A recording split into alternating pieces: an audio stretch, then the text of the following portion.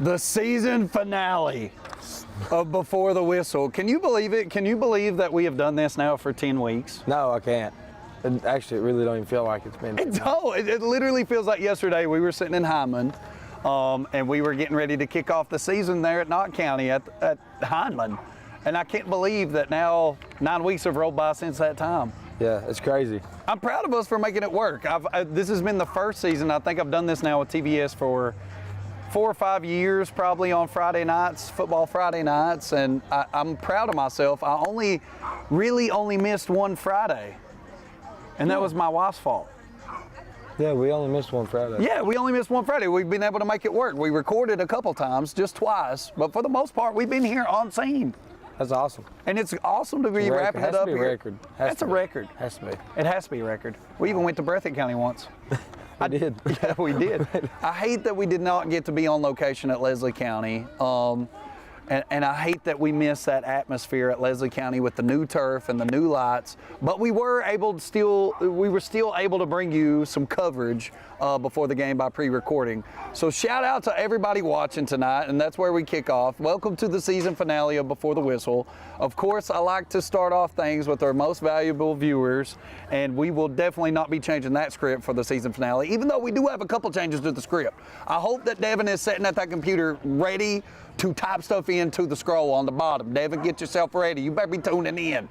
I got an hour to talk. This is amazing. We were supposed to originally kick off here at 7. From what we gather, Bourbon County had trouble getting a bus. I've been there as a coach, which they are here and have arrived. But kickoff was then pushed to 7:30, and we are getting ready to start senior night activities here in Ermine on the hill here at Letcher County Central. Most valuable viewers, you got anybody in mind tonight? Looking at this list, I think you got it covered. I got it covered. I covered a lot. This is the longest, most valuable viewers list we've had all year. So I'd hate to add to it. I don't want to add to it. Let him shine. Let's hear yours. I think our number one, we got some number one fans. Ryan Farmer is always watching. The only top fan is Wes Smith. Okay, oh yeah, my bad. The only person that has legitimately earned a Facebook badge concerning Hometown 24 is Wes Smith. So I think he falls in the top of the list for this year on most valuable viewers, our MVV. Thank you, Wes. Also, let me pull up our live feed. Devin, you better have us live. I'm going to lose it if we're not live. We are live. You did good. Casey Breeding is watching. Shout out, Casey. Great vocational teacher here at Letcher County Central at the Letcher County campus. So I think Wes gets the first shout out. Ryan Farmer, who's watched from Leslie County all year long. Donovan Pettyjohn, we coached. One of our former players, always watching on Friday nights. Of course, my mom and dad, I think, are watching tonight. They've skated out on me a couple Friday nights, but they're watching tonight. And of course, always shouting out my mom and dad, Kathy and Arlie Lee, sitting back in Mayking. Kevin Day, 103.9 The Bulldog. He's always watching, and he's always sending me updates, messages if I mess up here. He's like my stat man. April Pelfrey, who actually came home tonight to watch Keaton Day for senior night, related to Keaton Day, of course, a prolific tackler on the defensive side for the Letcher County Central Cougars. She's here tonight, but I'm shouting her out anyway. And then, of course, I need to shout out my wife, Whitney and Addie, who are patient with me throughout Friday nights through the fall. I kind of mentioned this in the article, Cat Scratch, if you've not read it this week. I've been keeping everybody up on UK football through the Cat Scratch article each week. I like to think it's a decent read. It is. It's all right. Have you read one? I read the first one. Okay, great. I wrote 10. He's read 1. It's been amazing. I'm not a Kentucky fan. That's right. I'll give you the benefit of the doubt. You're not a Kentucky fan, and they are long. It's like a 10-minute. It's like a 5 to 10 minute read. But go read Cat Scratch if you haven't. Watched it, read it yet. It's out every Friday, Thursday or Friday concerning UK football, of course. Big matchup coming between UK and UT tomorrow that we'll get to here in a second. But first, we're talking top 10 rankings in our RPI, which we want to keep a close eye on because we are all well aware at this point that the third week of the playoff season, which starts next week, RPI default sets the bracket for that playoff third round. It determines your home matchups. We're going to talk KHSAA playoffs, and most brackets are set. We got that coming up at the end here toward our kickoff, so stay tuned for that. All right. Thank you, Casey. Hey, Brenda Bailey, she's out there watching. Thank you, Brenda. We're giving Brenda a shout out tonight. Thank you, Casey. So, our RPI rankings. Here we go. Last week of the season, of course, we saw a Pikeville and Hazard matchup last week. Yeah, it was what we expected. Right? I mean, it was like 52-7. That's yeah. But here's maybe we predicted that exact score. I didn't give them a touchdown. I think you did. I think I gave them a touchdown. Yeah. You said like 48-0 or something. I was like 50-7. Yeah. So yeah. Anyways. Go me, go team. Prophecies, baby. Right here on Hometown 24. If you want to know future knowledge, we're here. I will not play the lottery for you or tell you what to gamble on. Number one now is Pikeville. So Pikeville and Hazard flip-flopped. It was interesting to see that despite that score, you know, Pikeville and Hazard actually just flipped spots in the 1A RPI. Is that surprising? Would you have thought Hazard slipped a little bit I would more? have thought they'd slip more because of the blowout. You know, had it been a close game, I would understand, but, you know, it's 52-7. Right? So, I mean, I got to thank Raceland in seeing their scores all throughout the year with just one loss on the season. If maybe they wouldn't be able to put up a better, you know, score up against Pikeville, I don't know. So those are two local teams for 1A. In 2A, the only one of real concern for us here locally is Breathitt. Now, we'll talk about playoff bracket later, but right now, Breathitt at 12th, still an outside shot of hosting a third round home game, which would be huge on the riverbank, right? Yeah. Where we were at earlier in the year. And then 4A, concerning our local teams, we have Letcher County Central at 9, Johnson now at 6, so they kind of shifted from last week where we had Letcher County Central 7, Johnson 8. We'll talk about that epic game from last Friday night coming up shortly. And then, of course, Corbin, who we want to pay attention to for reasons we'll discuss, is at number 1 in the 4A. So that kind of takes you through your local teams that have an outside shot of hosting a home game for their playoff game in the third round. Not impossible for everybody, but those are the ones we really want to pay attention to rolling in through the playoffs. All right, 2-minute drill. Devin, 2-minute drill. That always takes more than 2 minutes. I have all the time in the world tonight. It's 6:23, kickoff isn't until 7:30. I got all the time I need. NFL football. You want me to start or you want to start? You can start. You want me to start? I'll feed off of you tonight. I feel like I'm talking a lot. Yeah, I mean, you are, but I'll feed off of you. I'll go off of yours. Okay. It always goes like I'm going. I don't know how to, you know, you would be proud of me. You know, usually I arrive on set and I have a Red Bull and a sugar-free, mind you, Red Bull, and I have a snack. I actually don't have either of those things tonight. We have nothing. I have nothing. Last game of the year, we couldn't get anything. Harold isn't here to get us anything. Is Harold here? Is he going to be here? Maybe he's not here yet. Is Harold going to be here? Maybe he's not going to be here yet. They said yes. What do you want to bet? Let's lay down a bet. Okay. That Harold has a snack for us when he shows up. I think so. I'm confident. What's over under on that? Like 90%? Yeah, it's like 90 to 10. That's the yeah, ratio. like 9-1. Yeah, 9-1. Yeah. Because Lord knows Devin isn't going to get it for us. No, Devin's not getting us. No, Devin tried to tackle me. He gave you the faulty chair. Devin's tried to tackle me already tonight. But I'm sorry. He does control the screen. He can't do anything he wants with that screen lettering. All right, so we're in the 2-minute drill. NFL. I'm starting with my Bengals like I like to used to do. They're not the Bungles anymore this season. We have worked our way to legitimacy here as the Bengals.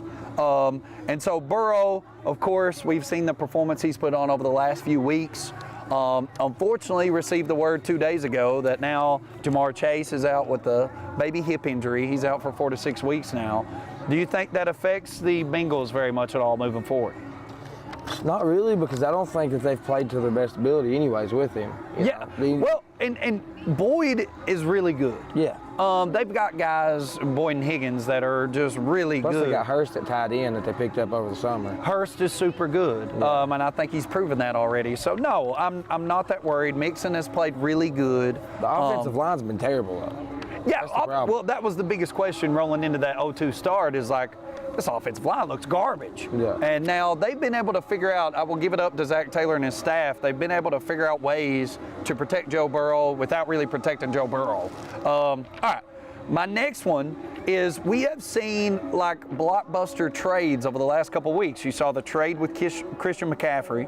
You saw the trade now concerning the Bears defensive end Robert Quinn, who is now playing for the Eagles. Are we just trying to hand them trophies? I don't know. And it's all for draft picks. And I want more substance with these trades. Are you cool if you're a GM of an NFL football team? And especially the Bears, like, have they given up on the season? Are you trading for draft picks? Or are you? The Bears, I understand. The Panthers, no.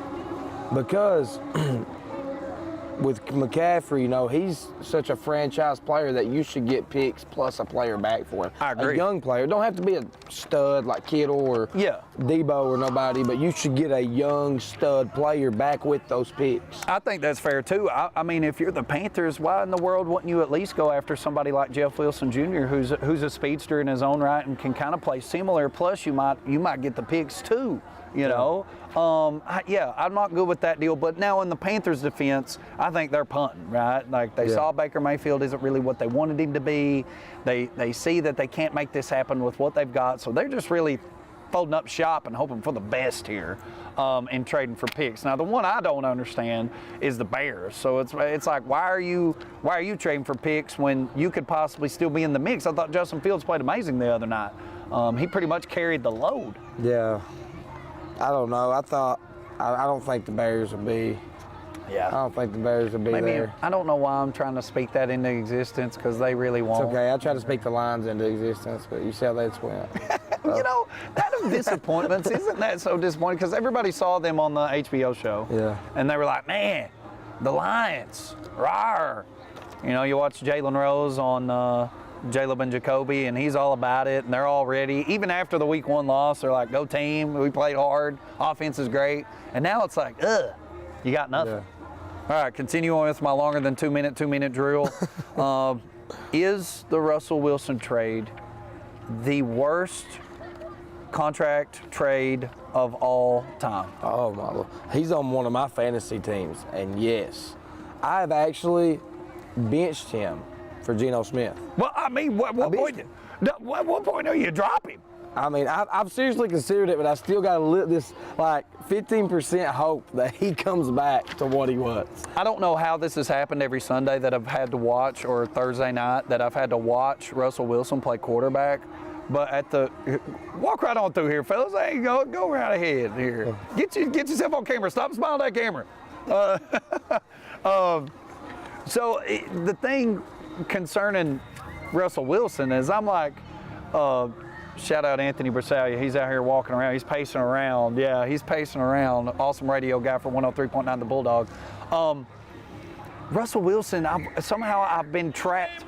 I love you.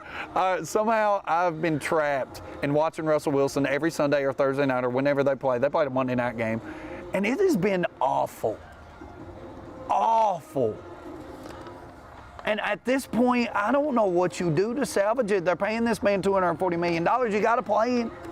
I mean, they set him a week to try to see if it helped. I don't know. And I know we talked about this last week too, but like Brady as well. When you said awful, it just made me think of Brady and how bad the decision he made to come out of retirement to play one more year, and then it has been probably one of the worst years of his career. Is Wes Smith hear this? Is he watching? I hope he is. Let me get my live feed back up. Wes, are you watching? Because I mean, your boy has been absolute garbage, and I mean I say that kindly. I mean, he is the greatest quarterback of all time. I will not. He's just not right now. Yeah, I will never. Wes call Winston. I will not dispute the fact that Tom Brady is the greatest quarterback of all time. I'm with it. I get it, but I agree in that maybe he pushed this a little too far. Yeah. And what I hate is that we suspect or kind of have this this feeling that it's really costing him his family life, and that's awful to feel that way. And that's all speculation, of course, but I think it's fair to say concerning the timing of all these events that's happened at once. And now he's sitting 3-5, and they just don't look good. No, I just don't know how they look that bad either. I watched them last night for a little bit, and I think a lot of it's the offensive line. I think Brady is all of a sudden like just really trying to force things. I don't know, there's a new coaching you can tell situation. his mind isn't focused. He's not focused at all. Yeah, and he's just like, I don't know, it's like he's playing on edge. There's a lot factoring into that. We would have to ask our Brady's expert. best friend. Yeah, never mind. Yes. Brady's best friend, Wes Smith, about his mental condition right now, because we don't know. Lastly, finishing things up on the longer than 2 minute drill. It's a halfway point for the fantasy season. Yeah. Here we are, at least our season. We're 7 games in. I got a team that's 4-3 that I'm going to claim. The other team I will not claim.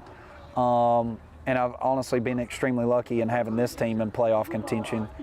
How's your season look? I've got 1 team out of 6 in playoff contention. I'm so disappointed. Whoa! I have, between injuries and underperformance, my teams have struggled. Especially with the Tampa Bay. I know we were just talking about Brady, but the Tampa Bay receiving core and the Dallas Cowboy receiving core has killed me this year. The injuries to Elijah Mitchell and Dak has killed me this year. Yes, absolutely. There was somebody else that went down towards ACL. Brees Hall? No, that was last week. No, Rashard Penny. Rashard Penny. I had Rashard Penny, and he's down now. Man, you can't count on these boys. Injuries and underperformance, man, it's killed me. I mean, this is just a little side note here. Oh, and Michael Pittman. The wide receiver 1 for the Colts is trash. So.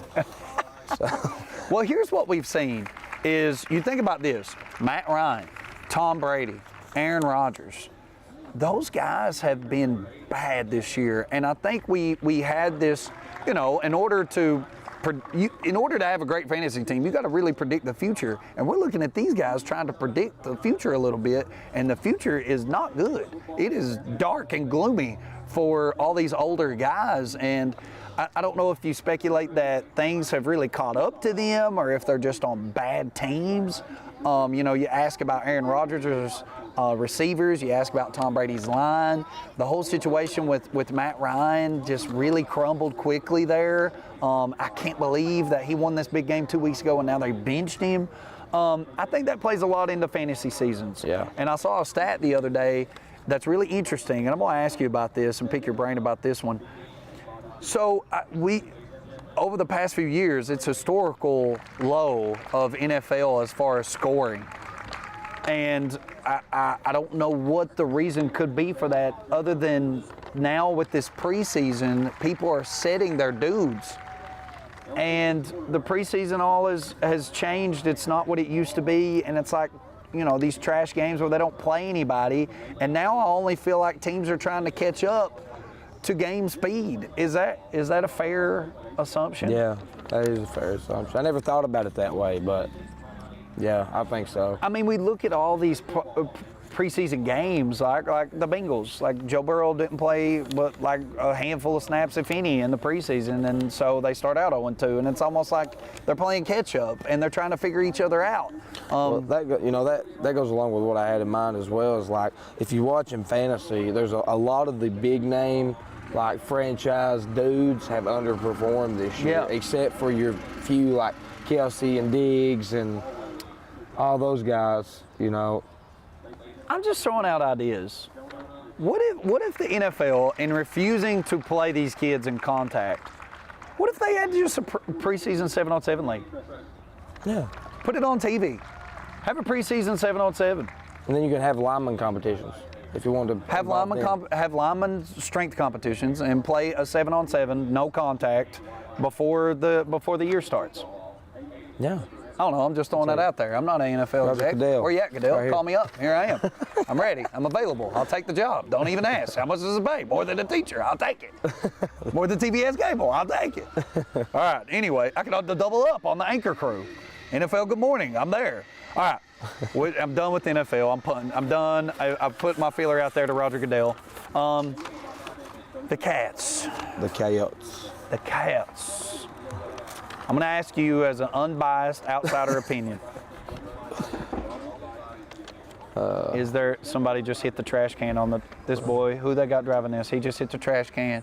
He just wrecked the gator. He wrecked the gator during senior night. They're out here trying to have senior night. Okay. Does Kentucky realistically have a chance to win in Neyland on Saturday? No. Whitney, I've already talked about you. You can stop watching now. I've already talked about you. Go look at Whitney Hogley looks like a angel in our maternity pictures. Go check them out. Go check them out. Okay, and no. I look like a tired old drunk. She looks like an angel. I'm going to set Kentucky's ratio of chances of upsetting Tennessee the same as Harold bringing us food, except it's flip-flop. So, like, they got like a 10% chance. Right. And the only reason I give them that is because Tennessee is on a high. Okay, After a very big win, we talked about this before, after a very big win, there is a chance they could slip up and overlook Kentucky coming into a game. You're saying there's a chance? There's a chance. Which also leads me to Louisville's game this week, who plays Clemson, who's on a high. Oh, God. Now, listen, this can go two ways. Go ahead. There's a chance we could slip in there. So what are your odds concerning the Louisville Cardinals and Clemson Tigers? Well, I think Tennessee's better than Clemson. I do. Yeah, absolutely. So let's be fair about that. Yeah, absolutely. So I'm going to give Louisville an 80-20 and Kentucky a 90-10. Okay, because it has to, still I think that's comparable. I think we can both agree Kentucky's probably a little better than Louisville, right? I don't know. Maybe just a little bit, like a 60-40 when it comes to that game. I'm glad you ain't Vegas. Actually, if you were Vegas, I might actually win a bet. Okay, I'm on that. I'll take just a slight baby chance. You could have been really rude and said 0 chance, but you've given us a 10%. I'll slide in that 10%. That's fine. Nope. If you would read the actual Cat Talk article that I spent a lot of time on, maybe you would give us As a like friend, 30%. I should read it. As a friend, you can at least like and share it, even if you don't read it. If you read it, I think we have a little bit more of a chance. I'm gonna tell you why. Well, based on Scrangarello, okay, and if I'm the UK coaching staff, here's a crazy stat for you, all right? Tennessee averages only 24 minutes of possession time in a football game, yet they are the highest scoring, most prolific offense possibly in like friggin' NCAA history. It's crazy. Okay? They only have the ball for 25 minutes a game, okay, out of 60. So it's like, how do they do it? Well, automatically, what does that tell you? Oh, they bomb it. They bomb it. They bomb it. They score quickly and efficiently, and they're done, right? And all these teams are trying to pound the ground and hold it for as long as they possibly can and do a decent job. But it doesn't matter when Tennessee comes back out on the field and scores on one pass or one run, right? Hooker will eat you up. So here's my thing for the Wildcats. Do we have the capability of not necessarily hanging on to the ball? You know, usually you play against a prolific offense. You want to hang on to this puppy as long as you can, and I get that, and I want them to. I think we go, short, solid gains, everything positive. Give it to C-Rod. I've been screaming RPOs with Levis and his pick of those receivers and C-Rod for 4 games now. I pray that it happens come Saturday night. But I think also, the defense not necessarily has to take the initiative to shut down Tennessee, but I think you've got to make them run as many plays as possible, right? I think you've got to make them run the ball. Yeah. Somehow, some way. Even if it's Hooker, and I know everybody's worried about him being able to run the ball and like spy on him, whatever, but I think no matter what, you have to make Tennessee run the ball and run plays. I'm not even saying you put them in 3rd and longs, 3rd and 3s, 3rd and 4s, every series, and then I think you give yourself an opportunity to win the game. I think, still talking about this, I think that Kentucky's defense isn't going to be able to stop their bombs, right? So if you can't do that, you look at it as a way as like, do we really want to chew the clock Do we really? We have to make sure that we score every possession. Right. That means if it's a 4th and 4 or 4th and 2, we got to take that chance. I agree. No punting. I agree. Even if it's just a field goal, like if you get close enough to kick it, you got to score. Yep. You got to score every possession to be able to stay in this game. I wholeheartedly agree. Also mentioned in Cat Scratch this week, I think if you are Kentucky, obviously you have to make Tennessee run as many plays as possible, and you have to run as many plays as possible, and put yourselves in positions where you have the opportunity to convert 4 downs in, 4 downs, not even necessarily in 4-down territory. This might need to occur outside of 4-down territory because you know you're not going to be able to hold them. I mean, Kentucky's averaging opponents to like 24 a game, or it's actually lower than that. That's like 13 a game.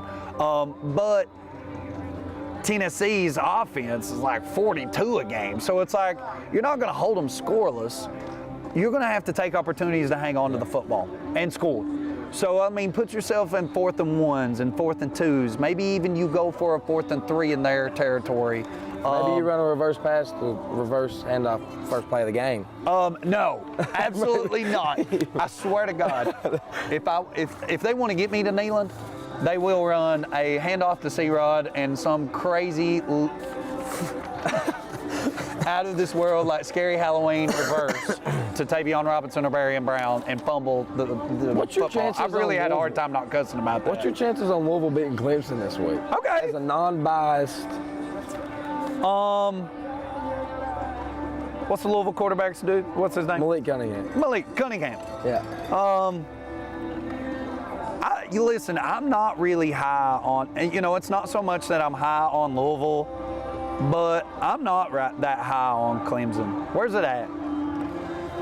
Look and see where it's at. I'm not that high on Clemson. I honestly, if it were left up to me, and I've not watched as much football as some of these analysts I know, but if it were left up to me, there would be 3 SEC teams in the college football playoff. I don't think Josh Cornett would disagree with that either. I think he's all on board with that, even though he thinks that Stoops is not very good. Is this recorded? It's at Clemson. It's at Clemson. Man, if it were at Louisville, I would say, okay, a little closer maybe. I like the 80-20. Yeah. I think I'm cool with the 80-20. If it were at Louisville, I would maybe go 70-30. Really? I think so. Well, I'm just not that high on Clemson. I think just by scheduling and the ACC not being as tough as ever, which ACC had like 6 teams in the top 25, but that happens when they all start playing each other. Now that's easy for the top, for the AP poll. So I think Clemson plays itself into the college playoff. Maybe, but if it were left up to me and I'm on this committee, like I'm taking 3 SEC teams. I mean, I think you're. Well, and that's why. Oh, Lisa Manus says Louisville plays Wake Forest this weekend. See when they play Clemson. Check that schedule again. Manus, who does Clemson play this weekend? Maybe we skipped ahead a week. They play Wake Forest this weekend, Clemson next. Clemson next. Well, they have to get by Wake Forest first. Well, Wake Forest ranked 10th. Yeah, Wake Forest is tough. And I mean, if you watch that Wake Forest-Clemson game, I mean, Wake Forest had every opportunity to beat Clemson. That was it. Man, I was pulling for the Deacons on that one. I don't know. I'm not 100% sold on Clemson. Now, will they get in there? Maybe, probably. But if it were left up to me, man, I just don't know if they would be in there. You're talking Ohio State and then the SEC, and then Who's to me, your early 4? That's a little bit it. We got time. Who's your early 4? Do we have time? I guess this is our only NCAA talk. I do want. Let's lay out before we do that. Let's lay out a Kentucky score. Oh God. Let's lay out a Kentucky score. Shout out Manus for watching. Manus, send me a score. I want to know your thoughts, Manus. He's an avid Kentucky football follower. I'm going to say it's a very high-scoring game, probably something in the range of 48-32. That's not bad. The line, I checked the line yesterday. Okay, Clemson's off this week, he says.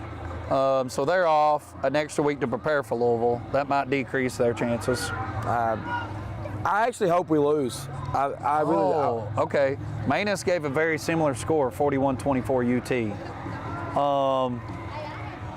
Dang, man.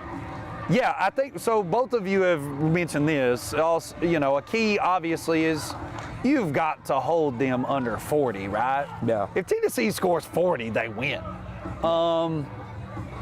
I don't know, if you man. can hold them under 40. How many does Kentucky have to score in order to win? Can they score 35? The first to 30 will win the game.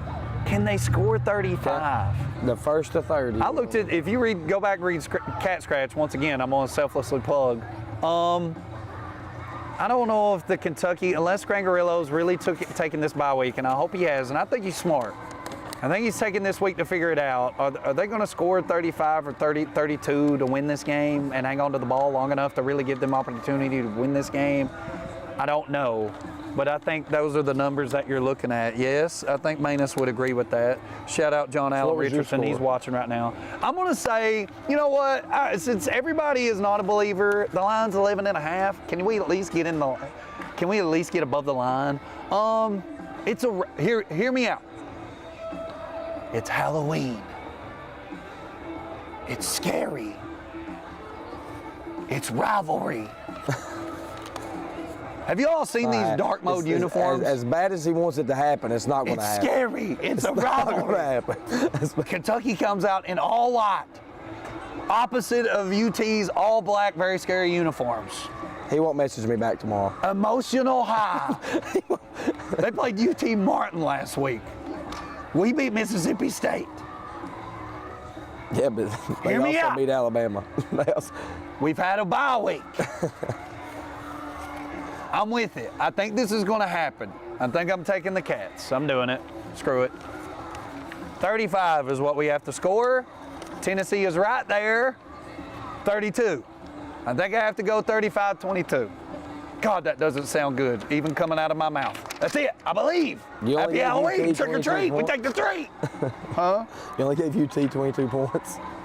No, 32. Oh, I thought you said 22. 32. Well, if we win, it's going to be a squeaker. Like, yeah. I'm talking, we got to have miracle play down the stretch. Lord God, please don't let us have to kick. If we have to kick a field goal to win this game, I'm just not even going to watch it. Somebody can tell me what happens on Monday. I'm going to even give it 24 hours and disconnect myself if it comes back to it. Bourbon County running out. They're wearing all white.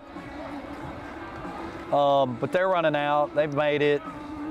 Got the Nike, got the gold, got the maroon, of course, coached by David Jones, who played for the University of Kentucky. We can stop him and ask him for his prediction coming up on tomorrow. I'm sure he has a very strong opinion about it. All right, that is my score. Does anybody else have a score out there? We'll take it. John, do you have a score for the UT-UK game? Does anybody else out there think of the 15 people that are watching and must be bored to death at home on Facebook Live? Can the Cats do this? Dad, come on, text me. Can they do this? You. All right. The week that was, and I will say this too. We played well against Mississippi State. I'm done talking about it, but we played well. Those bubble screen calls are not anybody else's fault but Scrangarillo's. All right, I'm done. So, Friday rerun, the week that was in high school football. You want to save the top one for last? I think we should save the top one for last because obviously we're going to talk about it. I think, so that takes us to Knott and Phelps, and I think both of us agree that hats off to the Knott County Central football program. Yep. And from what I understand, last week the board approved for an upgrade to the Knott County Central football facility, thanks to the hard work of some people behind the scenes there at Knott County Central. Shout out Justin Ambergy, the AD there at Knott County Central. Good job, football team. Yeah. They got 3 wins on the year, and they play at Eastridge tonight and possibly play themselves into a 4-4, 500 record on the year, which I think everyone would agree would be absolutely huge. This is awesome for them because I may be wrong, but at one point I had heard Knott may not even have football this year. No, I think we hear that whisper all the time. Yeah, and their coaching is started like the week before games, right? Yeah, no coach, literally 3 wins is great for what they've been through. I agree. And you know what's so crazy about it is anytime we've seen them win a game, they score the football. Like they have athletes and they have kids that have been able to put numbers up and they've been able to get it done. Yeah. And I think more than anything, I'm impressed that they've gotten these wins, and I'm impressed by the ability to score the football. Obviously, there's still ways to go as far as being able to compete within a district. Of course, this year they're sort of independently not in a district. And I think that's ended up a lot of controversy surrounding that on if it was a right move. And them and Phelps both not in district play. And I think this has been good for Knott County Central, especially if they're able to win at Eastridge tonight, which we'll talk about in a minute. Any other thoughts about Knott County Central? No. I'm ready. Vance Hurley, your thoughts on him? Well, considering that we're not there, I would still like to have our Sunrise Dog and seeing you get licked. It would have been amazing to end this. Here we go. We got some scores. Kevin's finally watching. Kevin Day, don't let me down. Tell me that the University of Kentucky is going to win, Kevin Day, please. John Michael has UT 38, Kentucky 24. That seems to be like the range of predictions here. They're kind of following along with you and Manus. Blaine Shepherd, shout out. Oh, God. If it's this close, Blaine, I don't know if I can handle it. 35-28 UT. All right. Of course, my beautiful mother-in-law has Kentucky 24, Tennessee 20. If we hold them to 20, we win. I'm with it. Kevin Day says Cats win. Go Cats! CATS. Kev not let me down. Thank you, Kev. Thank you. I have hope. He's obviously read the article and you haven't. All right. So congratulations, Knott County, on a good year. I miss Vance Hurley. I hope he goes back and watches this recording. I wish we could have ended with the Sunrise Dog and a lick on my face, but unfortunately that's just not in the cards unless Harold comes down here and provides. It would be really gross if he provided both of those things. Just a Sunrise Dog. Double Quick is here with the truck tonight. Yeah. Yeah, we'll take some wings. Mild, please. Pikeville dominated Hazard. We mentioned it earlier in the show, but here we go. Jonathan Adams. Yes, thank you. Jonathan is here at the game. Jonathan Adams, 34-28 Cats. I love it. I don't really understand why he's hyping these people up to wild prediction. My friends are posting. Here we go. Pikeville dominates Hazard 52-7, and you know they flipped in the RPI. Hazard was 1, Pikeville 2, which we thought was a little odd, but obviously that changed this week. You're not surprised? I'm not surprised at all. Yeah. Pikeville's just a different animal. That's just all there is to it. They're a different animal. Ever since they got these Jumpman uniforms and they had the cheesy Jumpman like hype ad, it's not been the same. It's not.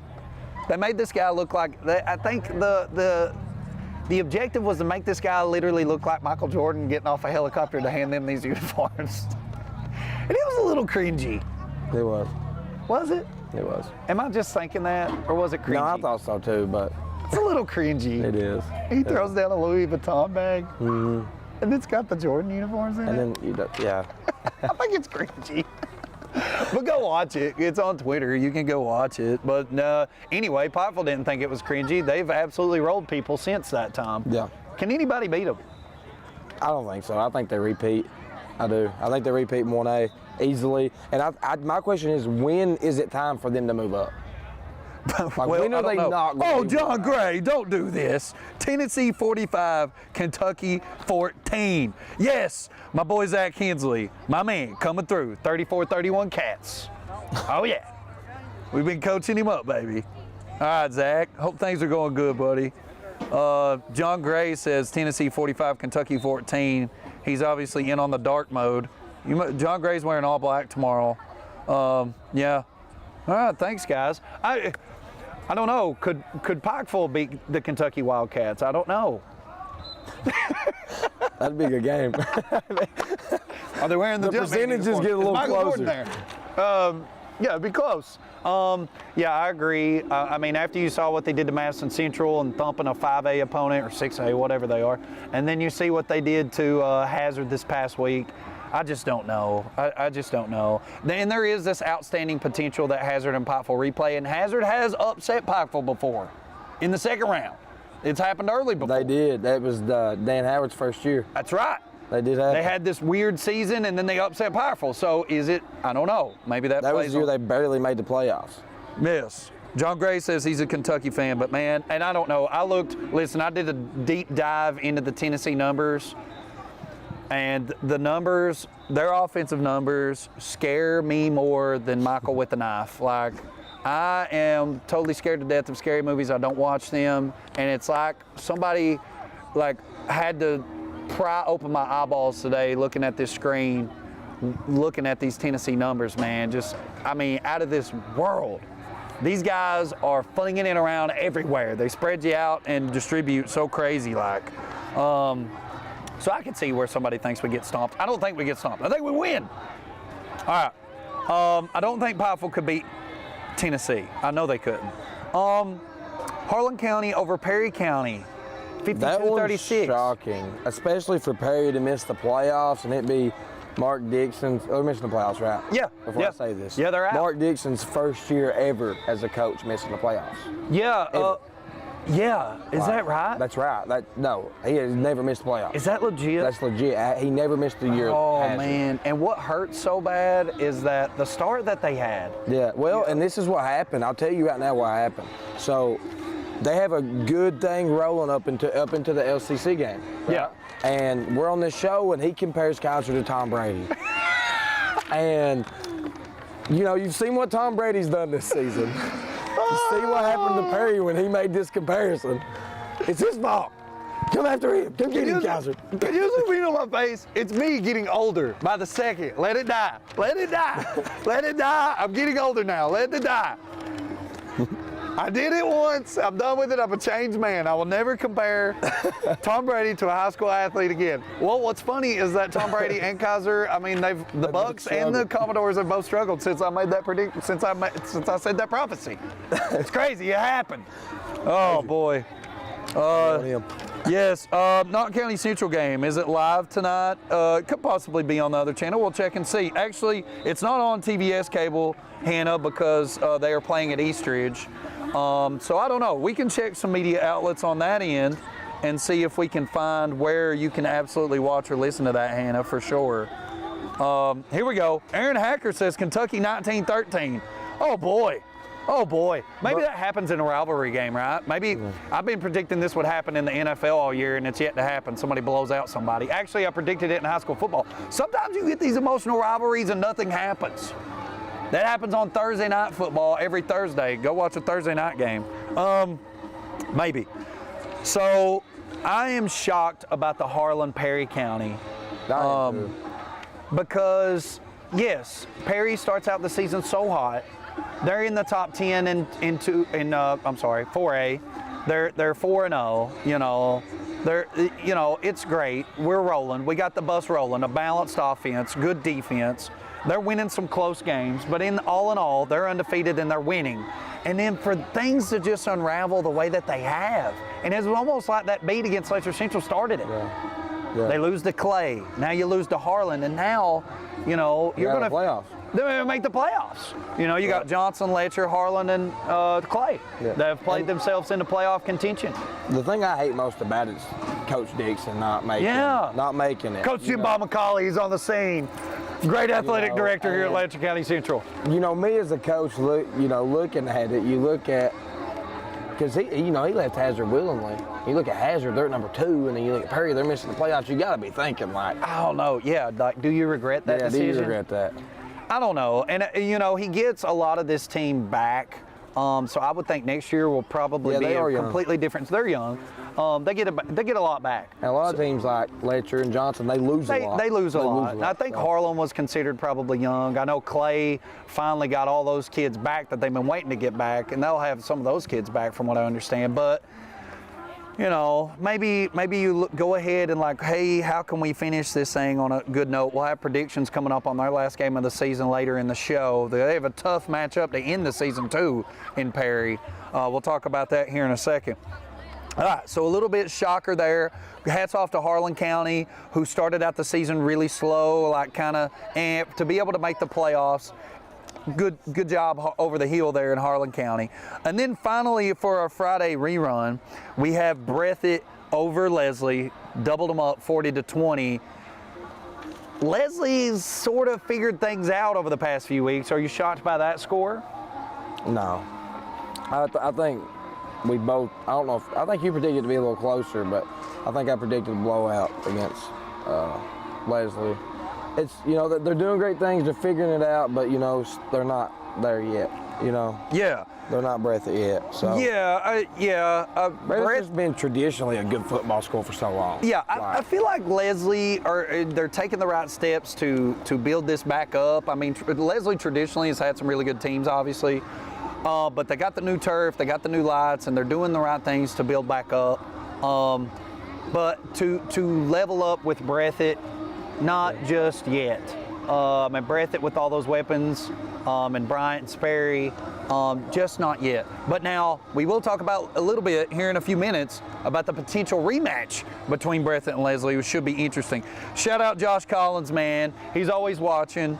Of course, works with us here at Jenkins in positively building that culture of Josh Collins, man. He actually, he mentions the fact that Perry is very young, and they should bounce back next year in a big way. Absolutely, I agree with that. Jordan Rose, usually watching the show. He's actually read Cat Scratch before. Thank you, Jordan. Go read this week's edition. But Jordan says Tennessee won't throw up more than 30 on us. And something that has been interesting is we know Kentucky started off this year not allowing a passing touchdown through like the first 2 games, like the first 8 or 9 quarters. And then we know teams really haven't been able. I've been impressed with Valentine and the rest of that secondary. So I think that is going to be interesting. And I love the fact that we blitzed some corners. Valentine got a big sack against Mississippi State. I think you could watch out for that to happen. Okay, Zach says Perry didn't make it in 2019 either. The first year of the realignment. I'm assuming that was also Dixon's first year at Perry. No. He had always made it at Hazard. No, he made it at Perry because my little brother played for him. Was it? That was 2019. It would have been the year before. Okay. Yeah, it would have been the year before because I think that might have been 2019. That might have been Zach's senior year. Yeah, that was the year I graduated. Yep. Here we go. Oh, okay. This explains a lot, Blaine. Thank you. A lot of guys out this game. Gibson, Combs, Gayhart, we know has been huge for Perry. If Gayhart was out, man, that's a big hit. That's a huge hit. And that goes a long way. Thank you, Blaine. A little tidbit of knowledge as far as I love getting this information. Where's this been all year? I'm able to talk to people while we're here. This is amazing. We actually showed up on time. We showed up on time. We started on time. We started early. This is incredible. We have service. We have service. Yeah, I think so too, Aaron. Yeah, thank you, Blaine. So that makes sense. That makes sense. If they had that many guys out. Dang, it's just so unfortunate. I mean, that's the game you got to win. Well, to put up 36 points and have all those guys out, that's impressive. I know. That's a good point. Yeah, it is. And I mean, like Josh mentioned, they are young, so we'll see what happens. And maybe that not necessarily a pass for Coach Dixon, but we understand, right? Yeah. And you get on the comeback trail for next year. Pull off a big win this week will go a long way, and they have a tough matchup. Again, we're talking about here in a second. Which takes us to, we're doing fabulous, which takes us to our hometown heroes. I'm sitting here watching this, Devin, so I want to see if you get it right. We've got one more. Oh, I've got one more. Hold on, time out. Don't change it yet. Letcher Johnson. Boy, oh boy. The Halloween fun came early. And I thought Letcher Central had the trick, man. Man. We're keeping up with this game. Where was I at Friday night? Me and you had the homecoming, Jenkins homecoming Friday night. It was a blast. Shout out to all our Jenkins kids and staff. It was amazing. Had a dance in the cafeteria. The kids loved it. It was amazing. We both DJ'd. My first time DJing. You DJ'd. I DJ'd. We played volleyball. It was awesome. It was incredible. Derek Wright's here on the scene. Derek Wright, he don't know what's going on already. The game hasn't even started, and Derek Wright has forgotten how to throw a flag. It's not surprising. He's here. I know JJ Wright's back in there too. Tim Trent's here too. We got a good slate, pretty decent slate of zebras coming down the stairs. But, you know, I put the Perry. Letcher Johnson. I put the Perry on you. So I've got to put the Letcher Johnson on Wes. You said it. You're right. You're right. I got to put it on Wes. You're right. Wes, this is your fault. Because he Oh, made here the we go. prediction way Josh too said, shout out Taj Higgins is watching. Shout out Taj. We're gonna talk basketball later, like in the coming weeks. We got a pitch for a TBS show that I hope we get to talk some basketball. That's later. so too. Don't get too excited. Josh says Perry actually returns 21 and 22 starters. Wow. Wow. Wow. So then if your team's like Harlan and Letcher, right? Because you kind of figure Johnson's always going to be in there. So really, if you're those four teams between Clay, Letcher, you know, Perry, Harlan, you're like, which of us is going to be outs, right? All right, yeah, there we go. Blaine kind of piggybacks on that. So I mean, obviously, Coach Dixon's going to have it rolling next year. But yeah, to that end, concerning Letcher and Johnson, we're keeping up with this game. And me and you were talking back and forth, right? And it's like, touchdown! Y'all even have flags? Are you going to throw any tonight? They ain't even got flags. I don't even see flags on them. There's no flags. Spuds is here too. Tim's here. Big D's here. That's a foul. We're talking basketball later. So I just, this game, we're keeping up with it, trying to refresh throughout this, and we're getting these scores, and like Letcher's up at half. Honestly, like, we're going crazy. We're going crazy. We are going crazy. Letcher's up at half. Letcher's up late in the third. Letcher goes up in the fourth. And it's like all this back and forth, and we're like, oh my God, you know? I have been told. Do I? Look, Tim's on the flag. Who's that on? Is that a personal foul? On both of them. Now, JJ's the one I knew. JJ. This is for you right here, Winston. No. What's in there? That's for you, baby. No, shut up. Look, Is this an extra one? Look how cold it is. It's super cold. Is it mine? That's my sideline. One for each sideline. Love you.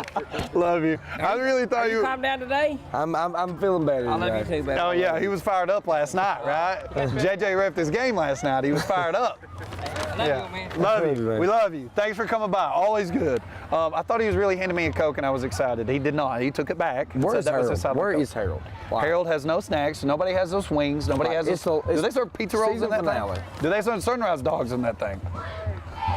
So, but what I was saying was, you know, I've been told, I'm not going to reveal my sources. Okay. But I've been told that had Jonah Little not got hurt on the last play of the game, Letcher would have won. You hear that? We're sideline reporting, Josh. We're doing it all. Sideline reporting, investigative journalism.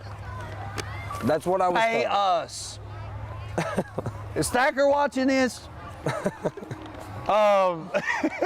Yeah, I've heard actually the same thing, is that Jonah goes out next to last series that of Letcher Central has the ball, and from what I gather, I think most people agree that Jonah doesn't get knocked out of this game late.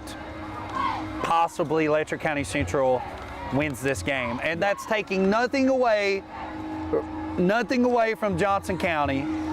It took a lot of gritty effort at the end of this game, obviously, to win what could have very well you let slip to an emotionally high and charged Letcher County Central team, I'm sure.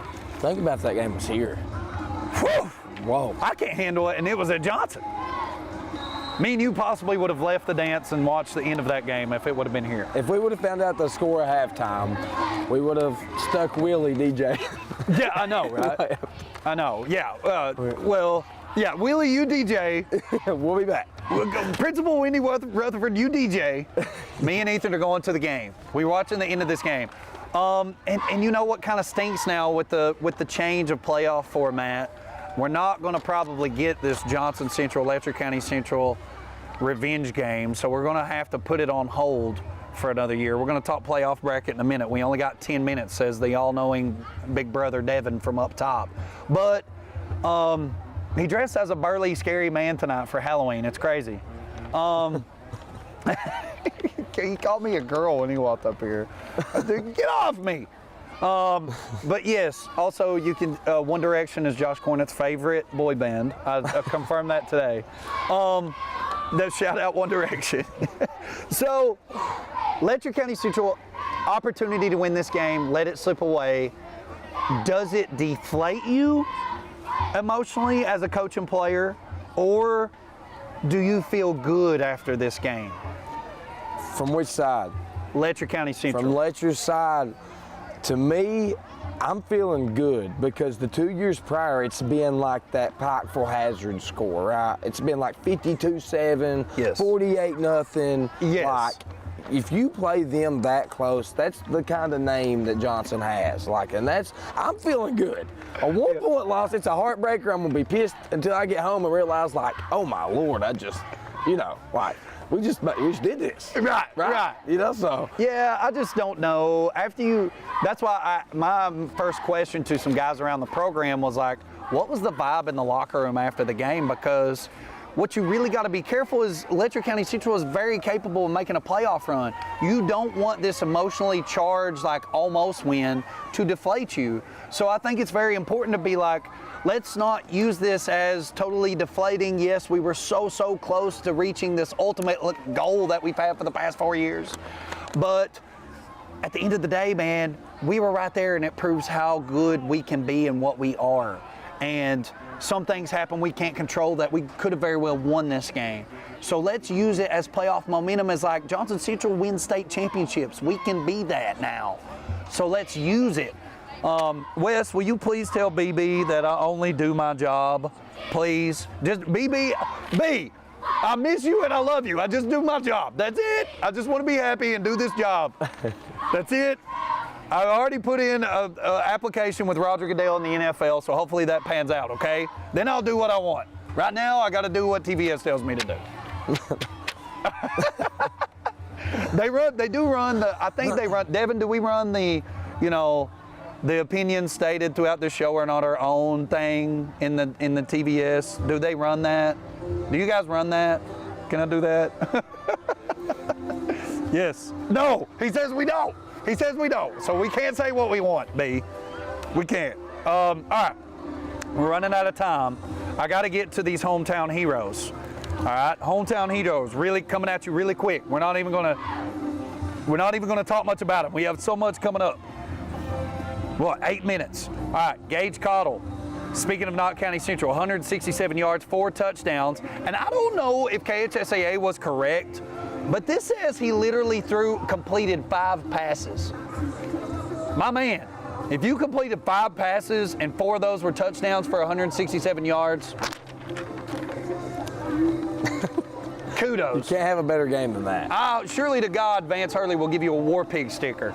Jonte Clayton, 73 yards and a touchdown, coming from the Knott County Central win the other night. Chance Ambergy, 4 catches for 95 yards and 2 of those touchdowns from Gage Cottle. So shout out Chance. Shane Gibson, Preston Shepard, 10 tackles each last week. Jaden Gibson, 19 for 108 yards last week on the ground for Breathitt County. Austin Sperry, 5 catches for 102 yards. Boy, we say that name a lot. There you go, B. Here's one of your guys, Austin Sperry. We can't wait to watch him play in blue. With you paired with him on the sideline. We can't wait. Here we go. Austin Sperry, 5 catches, 102 yards, and 3 touchdowns. Breathitt secondary, picking off Collett for 3 times. Shout out to Breathitt County secondary for a great play last week. And then, of course, speaking to Jonah Little and his effort against Johnson County Central, turnover free, 11 of 15, 135 yards through the air. And then on the ground, much of what we've heard about through the first 8 weeks of the season, 9 weeks. 20 carries for 132 yards and 2 touchdowns against a prolific Johnson County Central defense. And then wrapping things up in our hometown heroes, of course, the often mentioned defensive side of the football for the Letcher County Central Cougars, who will play well tonight, Keaton Day with 10 tackles. All right, primetime preview. Hook us up. I told you, the hometown heroes was great. I'm sticking to my word. Yeah, I know, I'm with Josh. I would almost rather lose by 20 than lose with 20 seconds left, speaking to the Johnson Central game. And those are tough as a coach, right?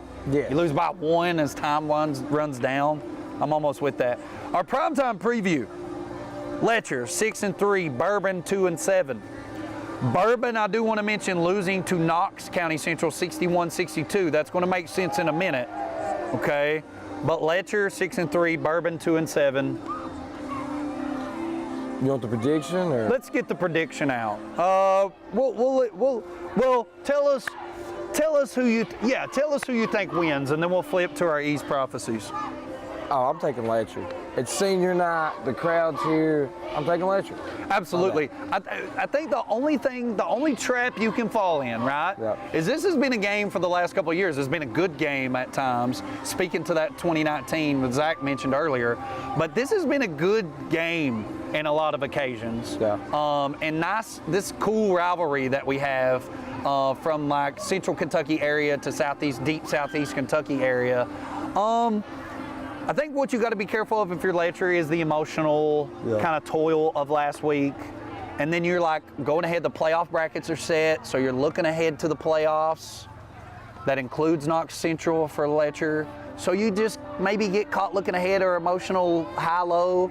But yes, I think emphatically that Letcher County Central has played this Johnson Central loss to their advantage, and they win big tonight. John Michael Richardson says, Letcher 48, Bourbon 34, and I love that score. Yeah.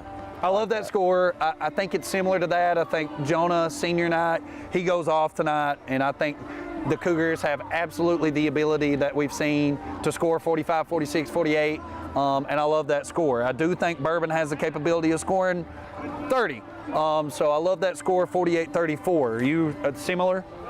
Yeah, mine's similar. It's a high-scoring game. Letcher's played high-scoring games all year. Yeah. Let's move us to E's prophecies. Our last E's prophecies of the 2022 season. And I could cry. Yeah, me too. It's sad, right? It's only sad if you're losing. Listen, I've played really nice. Can we get, if you're losing. Can we get a basketball show? Is that possible? We're begging on air. That's how desperate we are. That's our Hail Mary for the end of the season. All right. Record on the year. This has to settle it tonight. I've been one win behind the entire night. We're setting up for the national anthem. I've got to make this really short, and then we'll come back for a second for playoffs. Ethan 24-5, me 23-6, which means we have to pick up a different. We have to pick up at least one. You got one in mind? Yeah. Letcher versus Bourbon. We've predicted. We both go on Letcher. Here's a tricky one for you. Shelby Valley, Hazard. I'm taking Valley. I'm taking Shelby Valley in this one. You know, Hazard just got drilled. They're on a low. It's hard to come back the next week. Valley's been rolling. Valley's been rolling. Yeah. So and we know about Russ. Yeah. Russ been cooking. So I'm going to go opposite. I'm going to say Hazard takes this week to figure things out for this playoff run, and we'll talk about playoffs after the national anthem. They have the opportunity to make themselves a little run. Yep. They don't have to play Pikeville in the second round. So I'm going to say Coach Dan Howard has gotten together with the squad this week and cracked down on things they need to fix and filled all the holes. And I'm going to say Shelby Valley's been on this high, but Hazard kind of knocks them off guard leading up to the playoffs. Shelby Valley looking forward to the playoffs. I'm going to take Hazard. And that is going to take us to our break when we come back for a quick second, East Prophecies and playoffs when we get back. Carlin's home loan experience will be music to your ears. Carlin knows home loans like he knows his favorite song. And he puts all that experience to work at First Federal Savings and Loan of Hazard. So if you think a home loan is complicated or difficult, Carlin looks forward to changing your tune. First Federal Savings and Loan of Hazard. Your hometown friends. Your hometown bank. Member FDIC. Equal housing lender.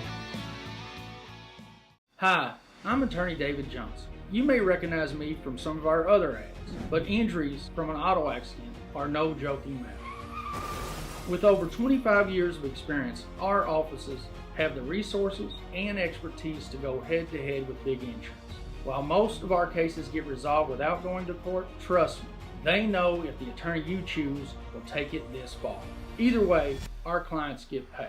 So for all your legal needs, get the pros on your side. For over 100 years, the Bank of Hyman has been committed to serving our community and serving the future of our families, homes, and businesses. With our new convenient online banking, viewing your account balance and history, transferring money, and paying bills has never been easier or more secure. And with the construction of our new headquarters, we've renewed our promise to Hyman to stand by our customers even in troubling economic times, because we're not just your bank, we're your neighbors. That's the Bank of Hyman. Log on to www.bankofhyman.com or give us a call at 606-785-3158.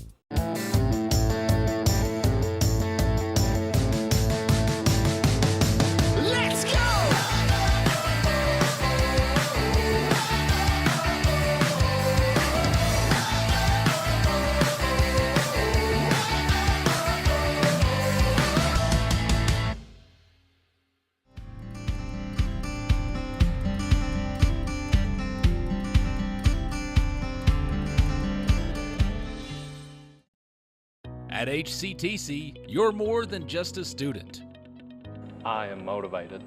I am retired. I am a grandmother. I am a veteran. I am an entrepreneur. I am a son. I am a small business owner. I am HCTC.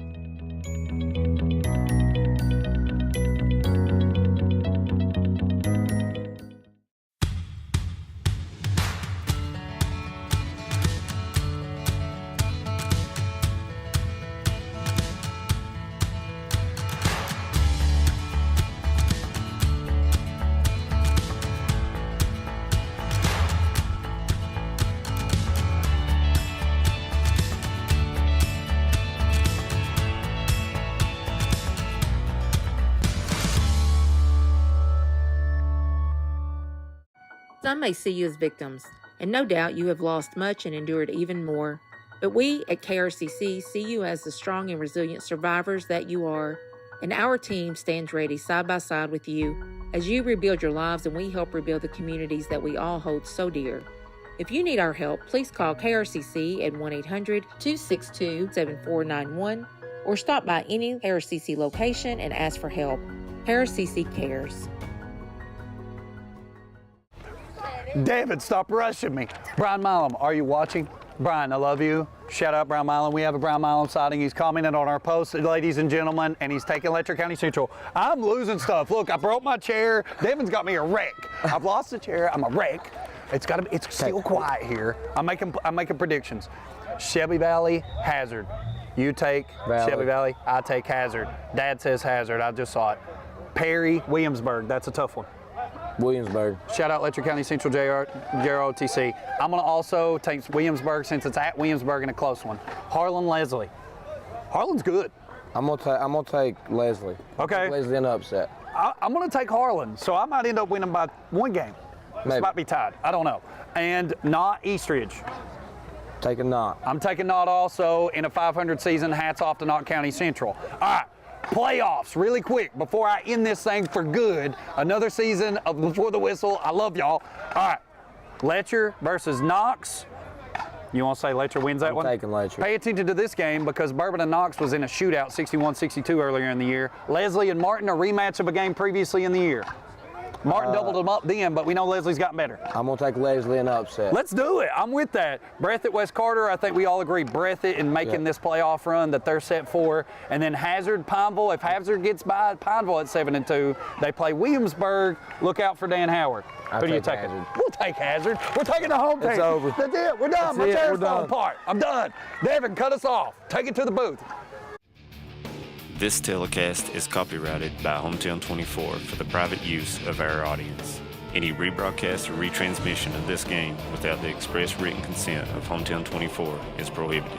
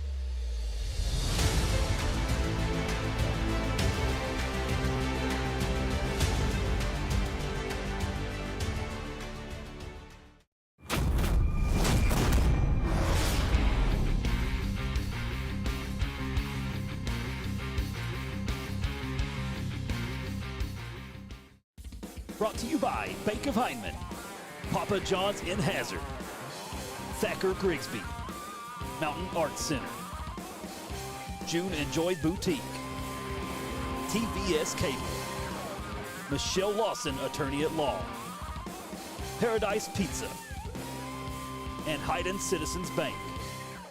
Tristan's brother. Oh, okay. They got different dads. Okay. So Tristan don't belong to Paul? Tristan's the only one that don't. Like it was kind of like a. Our Bank of Heinemann Game of the Week will come to you from Whitesburg. Letcher Central, already assured of a home playoff game next week, will take on visitors from Central Kentucky, the Colonels of Bourbon County. Bourbon County, not an outstanding record, but David Adams, they are in a nice place to play football down in that Lexington area. Yes, they do, Harold. It's good to be with you. Some stiff competition, never to say the least, down that way. And this is a pretty good football team, Harold. When you bring them east, they've got good speed. They throw the ball and they can run the football. So it's going to be an interesting matchup for the Cougars tonight. Let's take a look at the Colonels and their impact players of the game. First of all, quarterback number 15, Clay Estes. He can throw it, he can run it, David. This young man can play the game. Josh Moody, a running back, and then Cameron Santiago is the wide receiver. This team can score. They've averaged 30-plus points per game. Oh, yes, and the speed, you could tell in the warm-up situation, Harold, they've got plenty of speed and very athletic, so it's going to be interesting. And for Letcher Central, you cannot talk about the Cougars until first you talk about Jonah Little. This young man can play the game. Coach Jones of Bourbon County calls him Division I athlete. Hey, Harold, he's got great speed. He throws it. He can run it. I'm telling you, he's an all-around player. No question about it. When he throws it mostly to Mr. Branham, and Matthews, the running back, completes our impact players.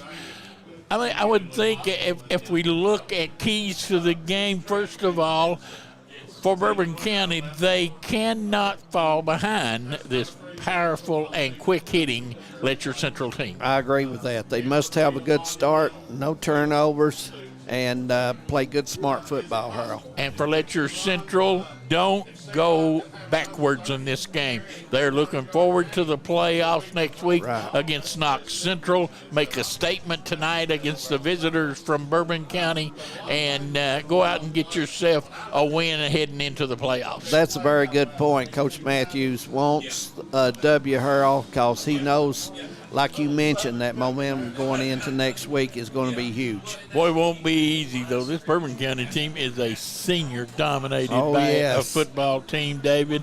Their quarterback's a senior. Their 3 leading rushers are seniors. Their 3 leading tacklers on defense are seniors. This team has 18 seniors. That's a lot of experience to bring to Cougar Field. And the Cougars will get the football as we get this one underway. Set to do the kicking for Bourbon County. Number 30 is Arnold, another senior.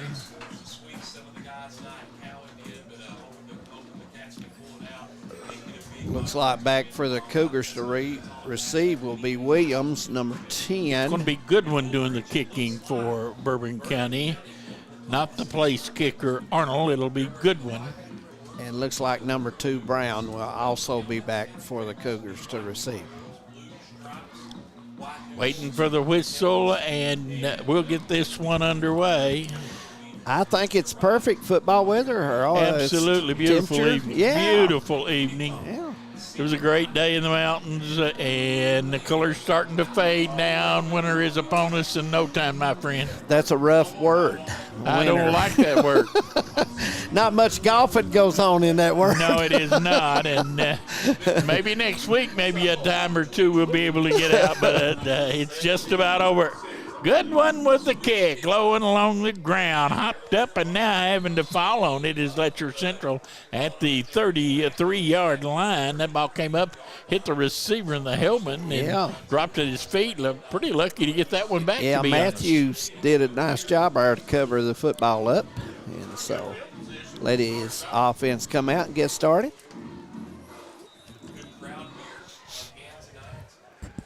Boy, what a great crowd on hand at senior night here at Letcher Central High School.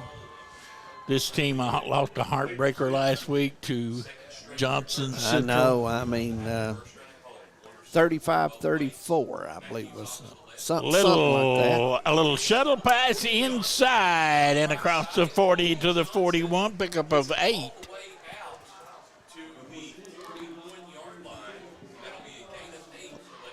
Like that play, a little misdirection. A little trickery to get this one underway. San Diego in on that hurl. He's got good speed. I've watched him warm up. I mean, man, he can book that kick in. Second down, 2 yards to go. Jonah Little keeps it, swings outside, and gets the first down, but not much more.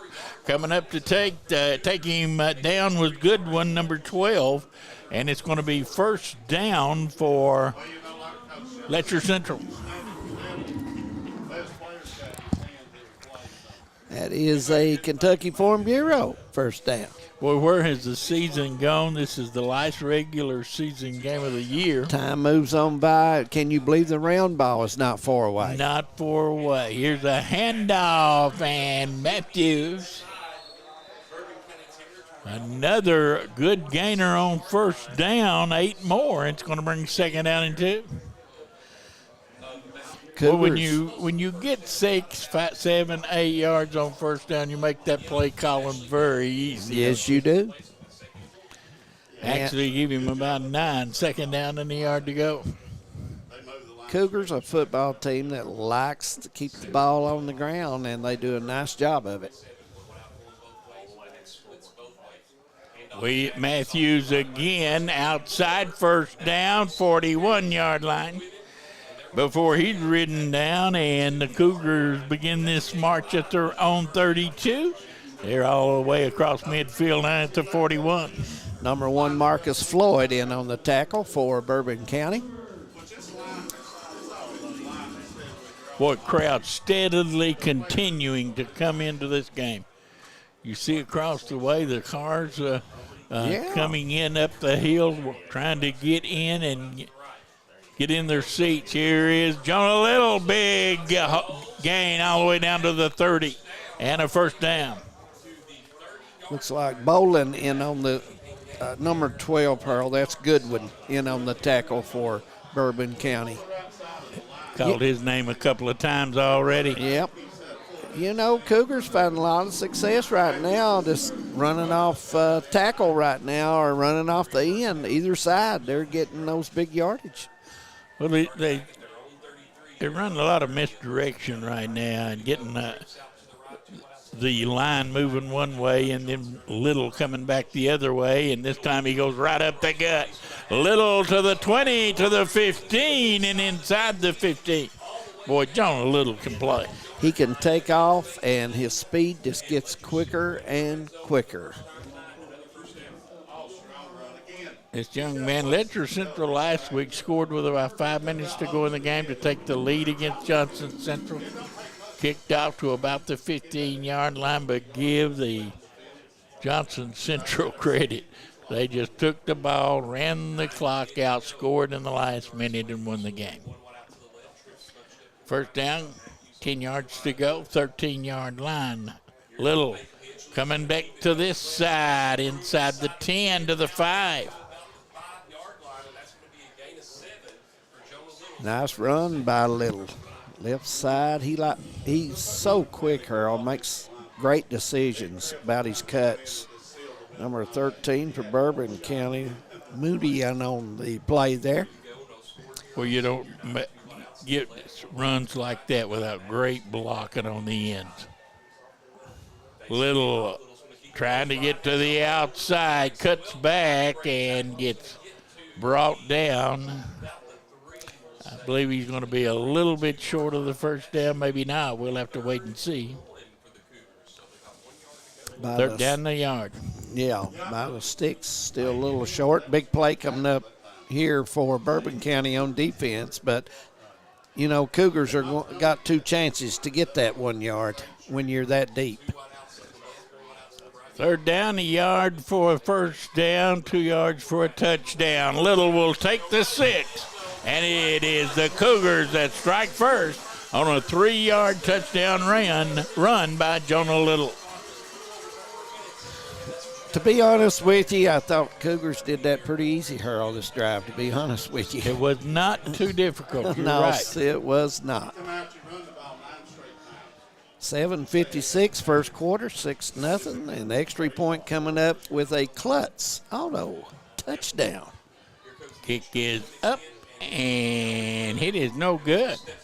That kick was missed by Bowling, number 12. And so it is 6-0 Cougars with Bourbon County about ready to receive the kick. Looking forward to watching Bourbon County's offense play. Yes, absolutely. They've got 18 seniors. This team should be well oiled and machined offensively. Oh, absolutely. I think you'll see the ball in the air quite a bit from this team as well. And I'm sure they have a good rushing attack with all that speed. Cats will travel to Knoxville today and get ready for that game tomorrow. Harold, Tennessee, man, that could be a tough one in Knoxville. Tennessee playing off well. You think? Oh, yeah. And when you score 50 on Alabama, you're pretty good. Oh. You think they'll get 50 tomorrow? Ooh, Harold, I don't want to comment about it.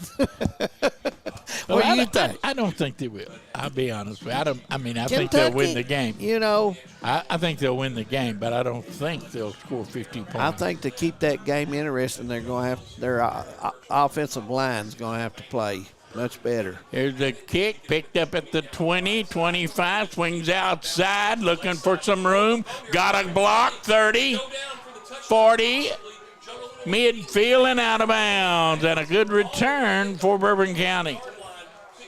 There's that speed we were talking about. We see him come from the right side all the way across to the left side with 2 blocks and moves up. Good field position.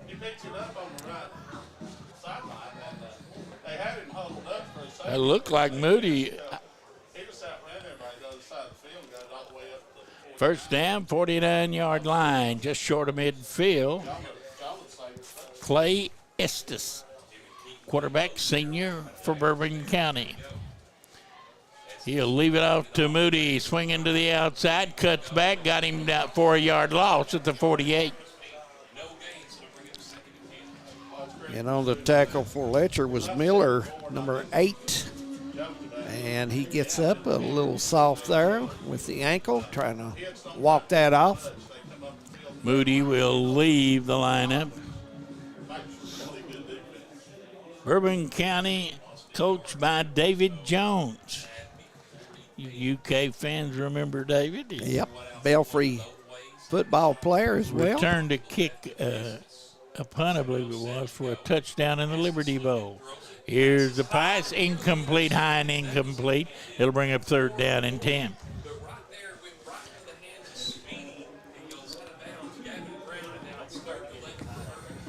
Third down, 11 yards to go. They put the football back at the 48-yard line. Esty looked like he had his man out in the flats, but overthrew him.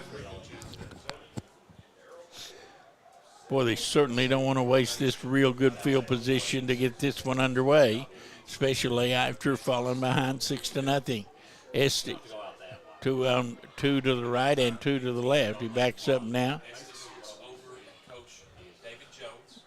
Looks like they move. Looks over and gets the play from Coach Jones. He'll go out of the shotgun. And he rolls to the left. Trying to get through. It does. 45. Somebody made a great tackle for Letcher Central. Who was that? Number 8, Miller again, Harold, with the shoestring tackle. And I want you to know that he saved Yes, big he yardage. did. Fourth Yes, he down, but I'm sure you'll see Bourbon County go for it here. 4th down and 2. Actually, 4th down and 3.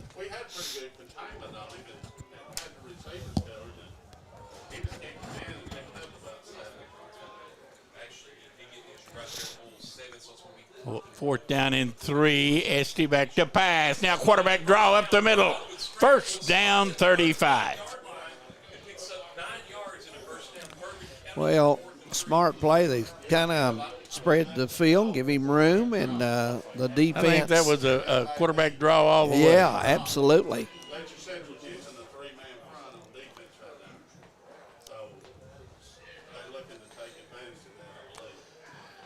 First down, football at the 34-yard line for the Colonels from Paris. Esty rolls to his right, now fires. Got his man and out of bounds down inside the 25.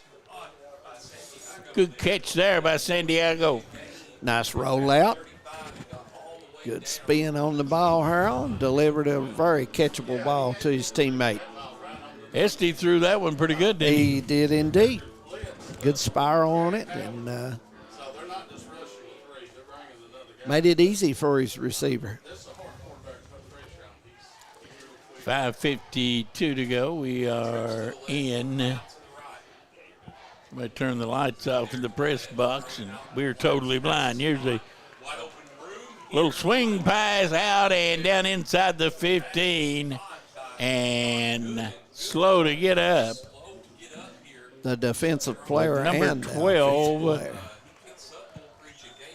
That is a good one. Bourbon County just answering back. Letcher Central's big scoring drive. Bourbon County's got it down inside the 15-yard line. Looks like Bolin was the guy making the tackle for the Cougars on defense. I don't know what the chain gang's doing over there. I thought it was an easy first down. And it is, and they'll stretch it out from the 13-yard line. They got it on the 14, but the football laying on the 13. Look across the way, and the chain marker's on the 14. First down, handoff up the middle, and fumble, and looks like Letcher Central got it.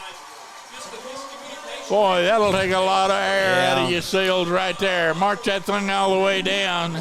Yeah, and Moody fumbled. I don't know if it was a bad exchange or what, or whether he never had it, and Letcher Central will get it back as they turn the Colonels away. And picking that football up was none other than Miller, Harold, number 8 for the Cougars. Well, you just make a great drive and you turn it over. And well, that'll take a lot of wind out of your sails. It really does. First down, a pitch, and running with it and not getting a whole lot. It's Matthews. And Matthews, he came up a couple of yards, and that's it. It's second down.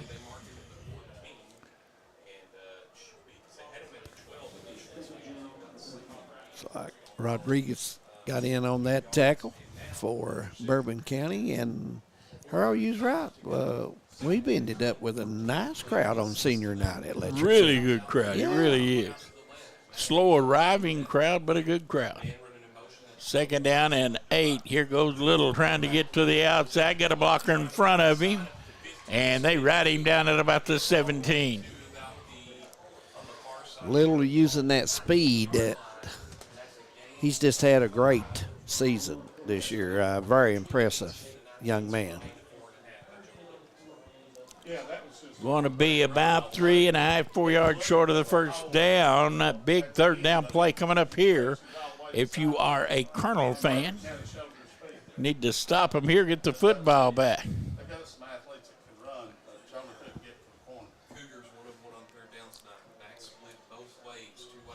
And this time a handoff, and did he get there? I don't think so.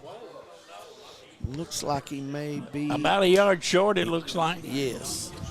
4th down, any riverboat gambler in Junior Matthews blood, you reckon? Mr. Little will probably carry the mail across. I tell you right now, this is a big play right here, 4th down. They turn this ball over here. Yeah. Yes, it is. But they will go for it. 4th down, less than a yard.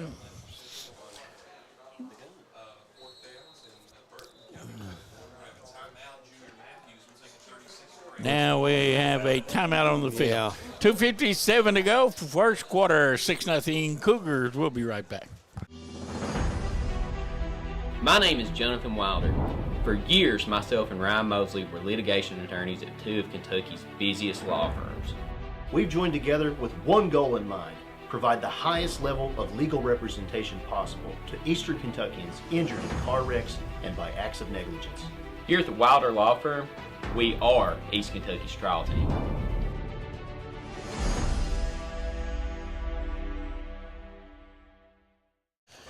Welcome back to Whitesburg. 2:57 to go, 6-0.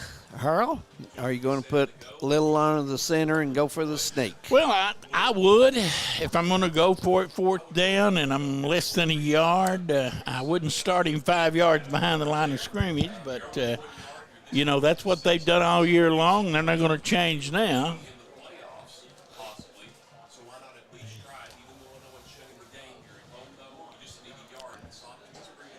Fourth down, a yard to go. Little.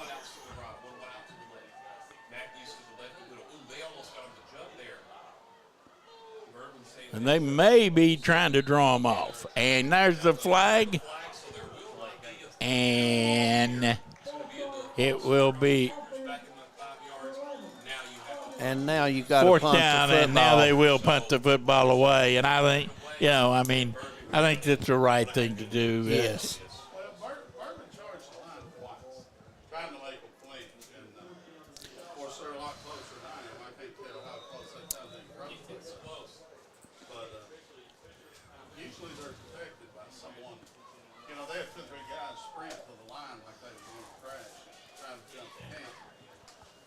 Coming out of there with a little rugby-style kick. Boy, a good one. Long and hits and will roll dead at the 28-yard line. Great kick there. Is there anything Little can't do? Oh, it's a good kick, a rugby-style kick. Yeah. You don't see many of that good on Saturday afternoons.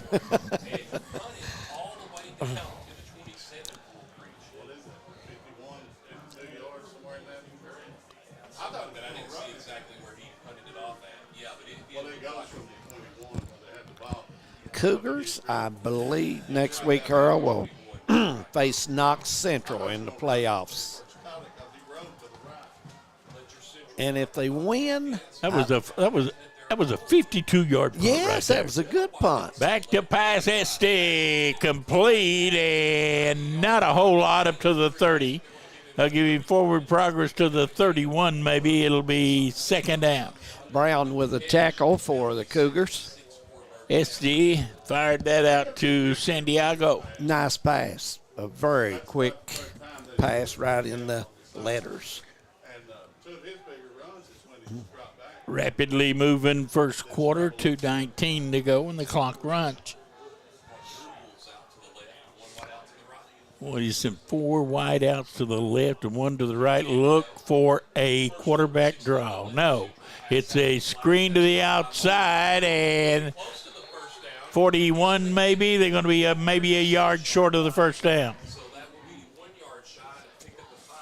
Pretty good play right there. Had some tight ends in there and had them flanked out as blockers. So that was pretty good play right there. Yeah, absolutely. You can see that from the plays Bourbon County runs. Yes. That Coach Jones played a little football in his time. He's got a great imagination on this offense. He sure does. Third down, a yard to go. He's been under a lot of football people, Harold. And hit in the backfield. That was number 8. Looks like Keaton Day will be the guy. Keaton Miller. Looks like number 5, Day, makes Was it the 5 tackle. Day? Yeah. I thought it was 8, but yeah. They got there, and it's 4th down, and now it's going to be the Colonels who will have to punt it away. Yeah, I don't think they have any choice. It would shock me if he would go for this. I wouldn't think he'll go for this here. But who knows?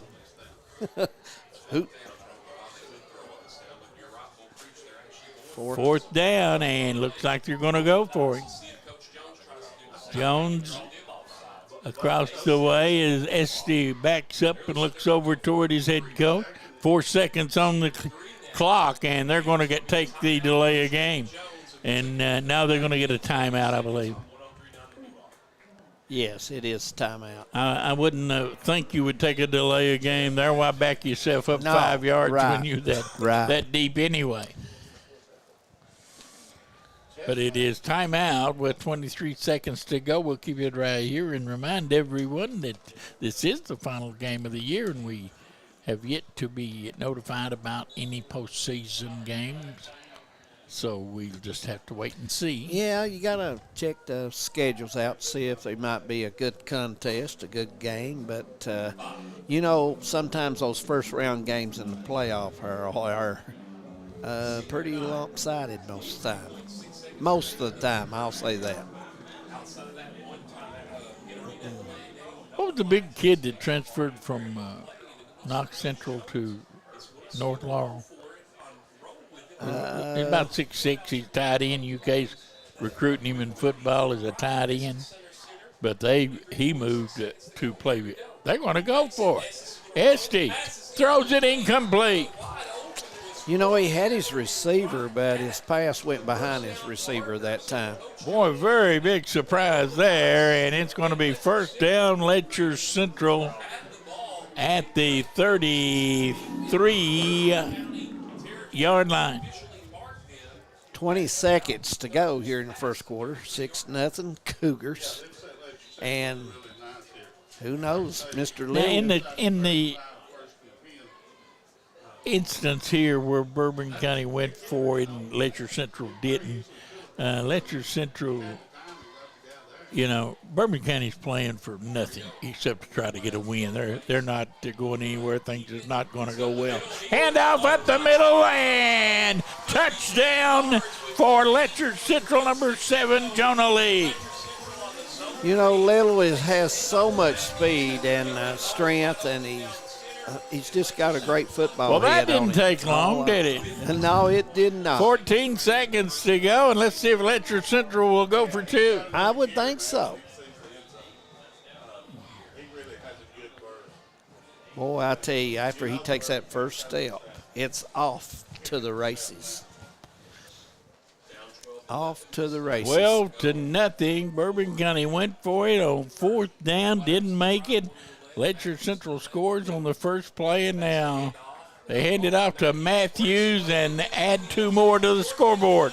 14-0 in favor of the Cougars with 14 seconds to go until the end of the first quarter, and that's kind of a quick response with the Mr. Little show here on Friday night on Hometown 24. I would like to ask Coach Jones what was his rationale for that, for what he did. Of course,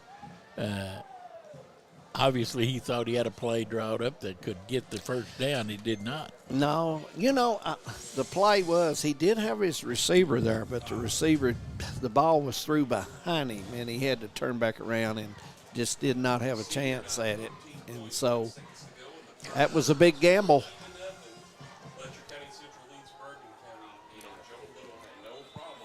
Bourbon County down 14-0, has fumbled in the red zone and has given it back to Letcher Central on downs at the 30. And they have really given Letcher Central 2 touchdowns, or at least one. And their one fumble negated a touchdown for them. Here's the kick along the line, picked up. And Bourbon County with it, trying to get to the outside is Marcus Floyd, but he's hemmed in and taken down. Yep, Williams with the tackle, number 10 for the Cougars. Cougars will go to defense now as the Colonels will try to get on the board. 10 seconds go here in the first quarter.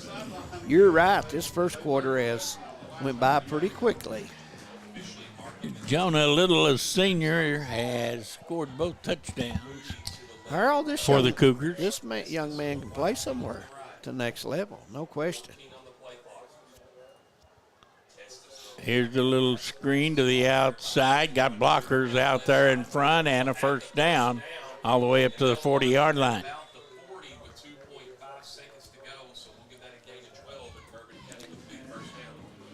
They will move the chains and start the clock, and the first quarter will come to an end. 1 in the books in Whitesburg. The score, Letcher Central 14, Bourbon County nothing. We'll take a break. We'll be back. In Eastern Kentucky, being connected to the world has never been easier. With our 100 meg package at only $44.95 a month, you can be sure to always stay connected and up to date. But if that's not fast enough, we offer even faster, with the layest technology to make sure you're getting the most out of your service. Give us a call today or check out tgtel.com for more information. Thacker Grigsby, bringing the future to Eastern Kentucky. Second quarter getting ready to start here at Whitesburg. 14-0 lead for the Cougars. And the fan cam, Harold, we do have some fans. We got some, looks like a picnic going on outside the end zone absolutely. There. Absolutely. Why not? Come to the game, spread a blanket, and get out on the turf. And man, you were fortunate tonight. We got the legend, Greg Creech, sitting right over from us. And, the legend. And I am, would you believe this? Me and him did go to college together. Is that right? Yeah. But don't hold that against him. You look much older than he does. Greg, I will not let him talk about you like that. No way.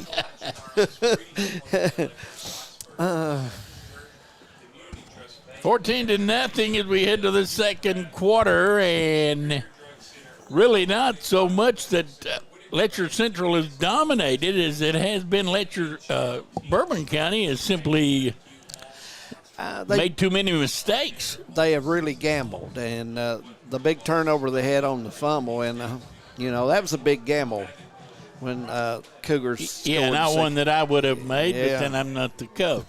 First down, and sweeping to the right is Floyd, and he's got nothing. Slow developing play that had no chance. Howard in on the tackle for the Cougars.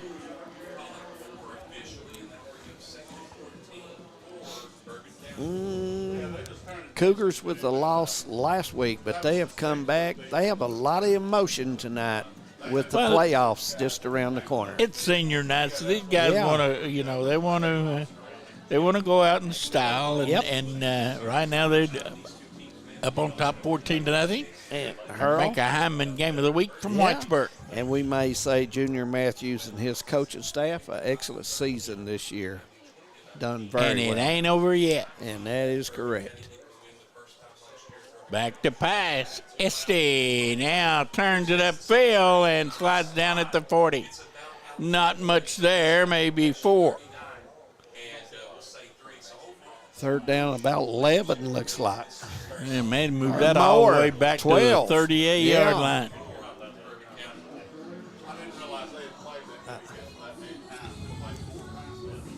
I know you bring it back to where they start their slide, but I thought he was a little further upfield than that. Yeah.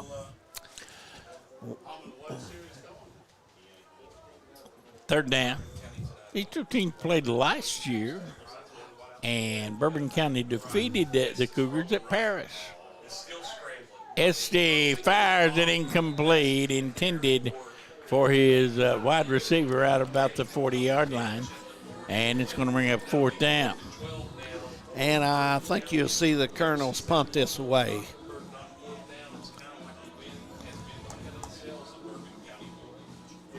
He stepped up and made that pass and cornered level. I mean, that was probably the lick of the night thus far. He made it play for that. Punt coming up for Bourbon County.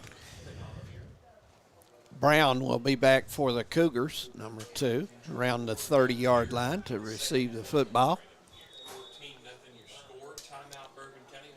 Bourbon County couldn't get the right combination on the field. They'll have to take a timeout. 10:24 to go, 14-0 home team. We'll be right back. TVS Cable has everything you need to stay entertained. Video services with all your favorite channels and local sports on Hometown 24. Ask about digital voice service for home and business. High-speed internet so you never fall behind in a game. There's something for all ages. We've got you covered. Sit back and enjoy everything TVS has to offer. Stay connected with TVS. 14-0, 10:24 to go, second quarter. This game, even though it looks a little one-sided, really not so. No. Bourbon County drove the ball all the way down to answer Letcher Central's first touchdown, fumbled it in the red zone. So you do that, you're not going to beat too many people.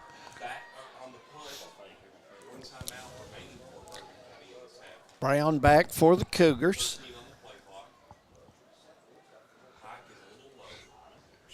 And that goes straight very short. Straight up in the air and then takes a Cougar bounce to rub salt into the wound. That's one of those punts you do not want to see. That was maybe 5 yards. No, don't think it was that much. Believe it or not, it was no gain. You come back to where they snapped the football. Well, it hit at about the 45 and bounced straight backward. It did. Had a good spin on it, and easy for the chain crew. I mean, the chain crew takes a few steps, and they're ready to go.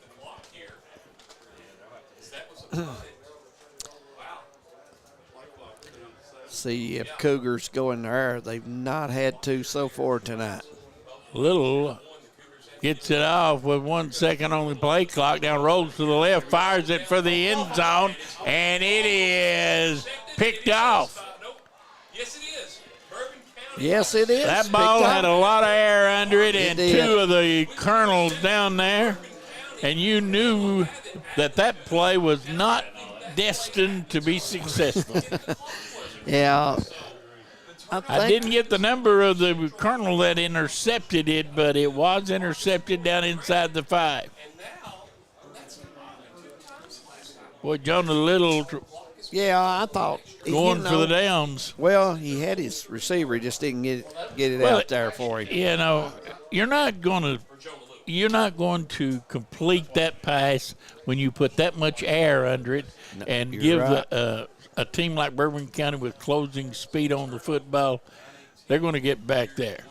And here comes SD up the middle to the 5.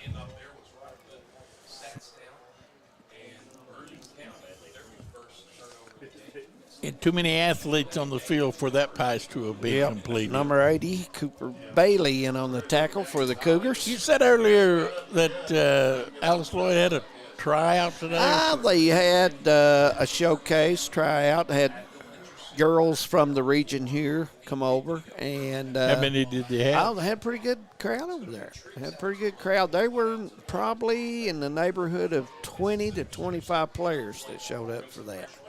Some good quick pass over the middle, across the 10. Going to be short of a first down, but a very makeable third down coming up. Clock running at Whitesburg, 8:25 to go, 14-0, and this is Cougar land. Santiago found a hole in the zone and just sit down there, and quick pop over the middle, picked up about 7 yards. It's going to bring up third down and about 2.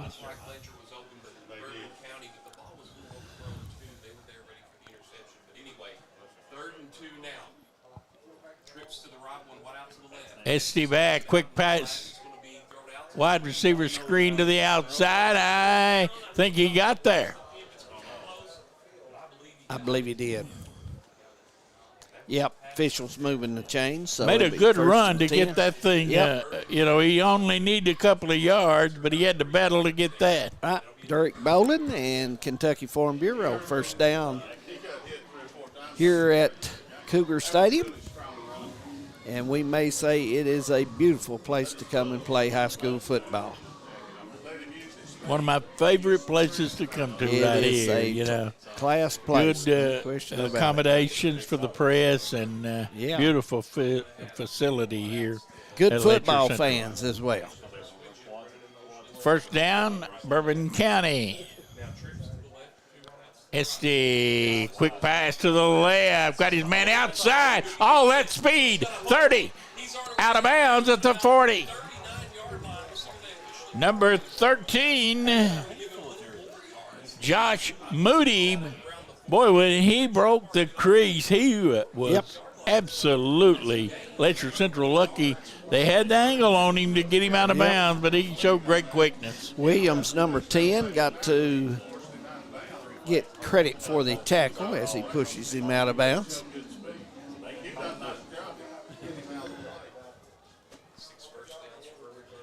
Bourbon County been swinging the football out to the sides, Earl, and getting that block and getting some yardage the last 2 or 3 plays. You complete that pass and you make one man miss, and you're going to have a pretty good gainer. And here we go again. Blockers out in front. Jumps one man, but a nice tackle there. He didn't get much, maybe a yard. Williams again on the tackle for the Cougars. Back-to-back tackles. May have been better served to try to cut that ball back inside. He had a blocker, but went outside the blocker, and a good defensive play there. They gave him a couple of yards to the 47, second down and 8.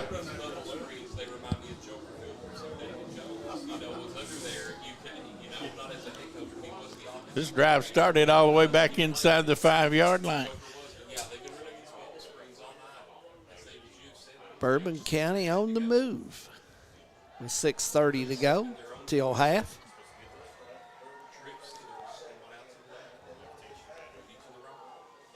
It's just back to pass, fires it, got his man out there midfield, and across midfield and down to the 47. Going to be about 2 yards short of a first down, but getting Moody out on the corner with these short passes has been successful for the Colonels. Johnson, the tackle, number 46 for the Cougars.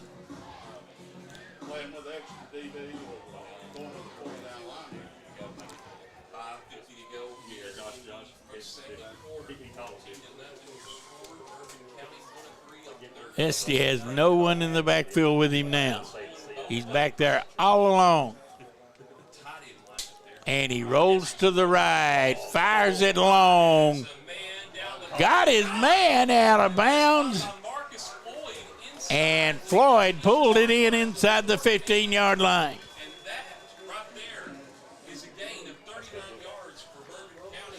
They'll put it down at the 14-yard line. Boy, Esty threw a great ball there. He did. 39-yard gain on that one. That was huge.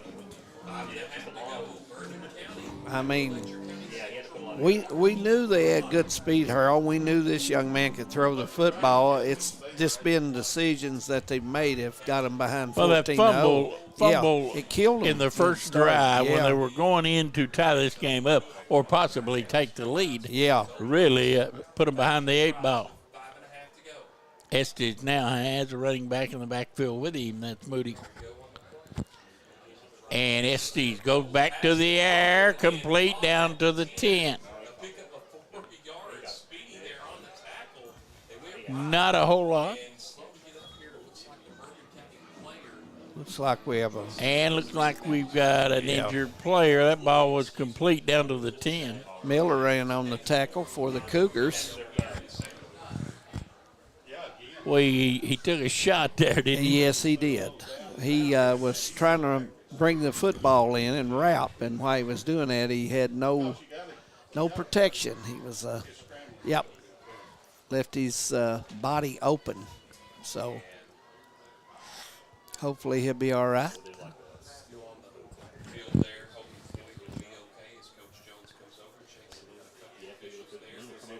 Try to have some halftime scores, Harold. There are some other games in the area. I think Breathitt's hosting Knox Central tonight. I think you're right. Yep. And Knox County playing tonight, aren't they? East Ridge over in Pike County. So, And we hadn't talked a whole lot, but the World Series starts tonight.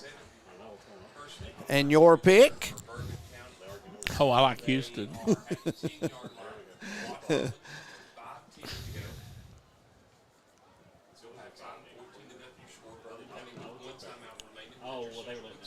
Second down, and let's call it about 5. They need to make the 5-yard line. Once again, Estes is in the backfield all alone. And he's going to run it. Estes is, and he got a late hit, and that's going to be half the distance to the goal right there. It's not going to be a whole lot, but it's going to put it from about the 4-yard line to the 2. Late hit on Letcher Central. Yeah, they had him out of bounds, but just didn't hold up and went ahead and ProMart. The good folks over there sponsors our flag, and so an official will come out and go ahead and signal the personal foul late hit.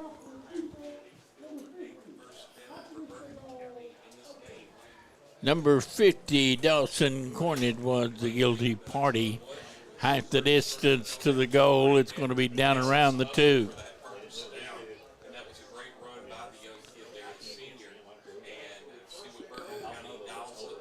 They put it on the 2-yard line. First down, goal to go. This has been a very long and very good drive for Bourbon County. Made some good decisions in this drive.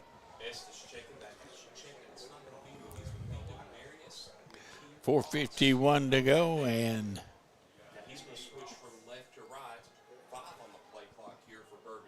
I get it and hand it off, and that's going to be touchdown by Moody. Right off the right guard. And No, goes it in was smelling. Ross, number 6, that scored the touchdown. That Selling touchdown drive was 96 yards. Yes.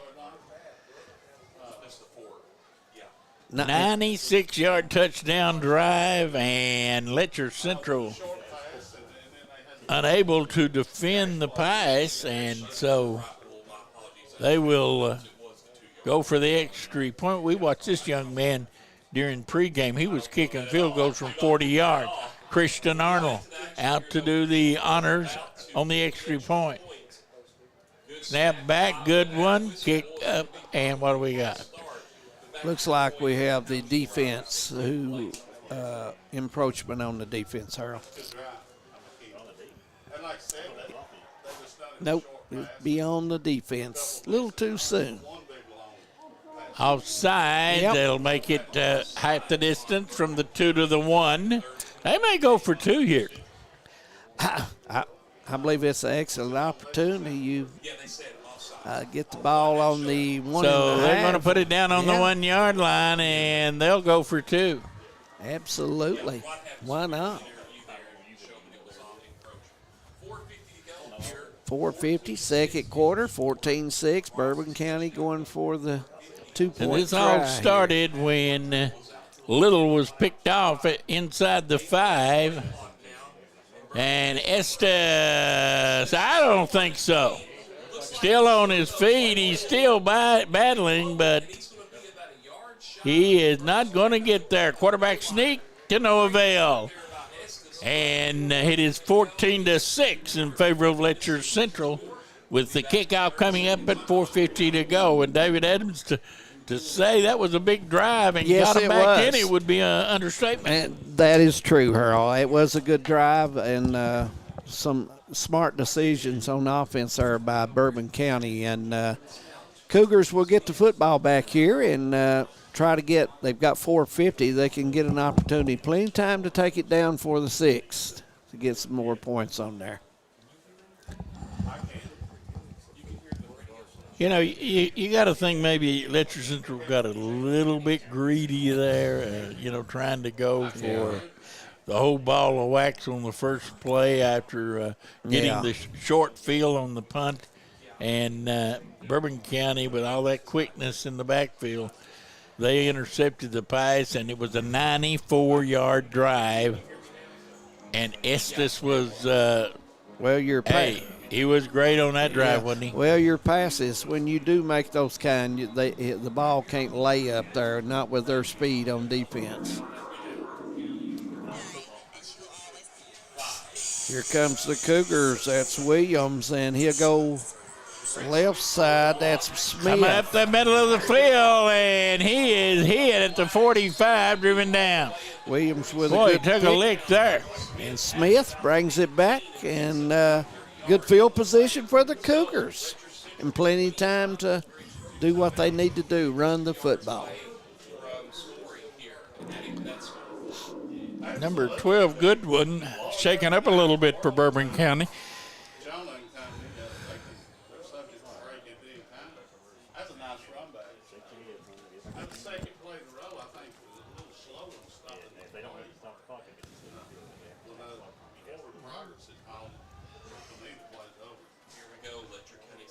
First down, Little turns upfield, gets to the outside, Little out of bounds inside the 35. Boy, he rides that fake so well with the ball in on the running back, Carl, and just pulls it at the right time when he sees the gap, and he's off to the races. Jonah Little. Yeah. I think he would probably be a leading candidate for the District 8 Player of the Year here in 4A. No question. He has got to be one of the contenders for that. Oh, no question about it. Little turns, pitches it back. Matthews trying to get to the outside. Now cuts it back, still on his feet, and gets down close to the 20-yard line.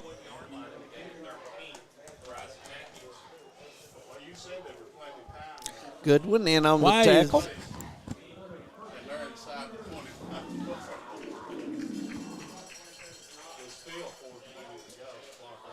First and 10 with the ball on the 22. And it is a Kentucky Farm Bureau first down. Little out of the shotgun. Sends a man in motion, now turns and goes with it himself. And boy, he's into the secondary before anybody lays a glove on him. That offensive line for Letcher Central really doing a good job. Yeah, I'm telling you, they've had a good season this year. They've really, really are impressive on their blocks. Another first down, and it's going to be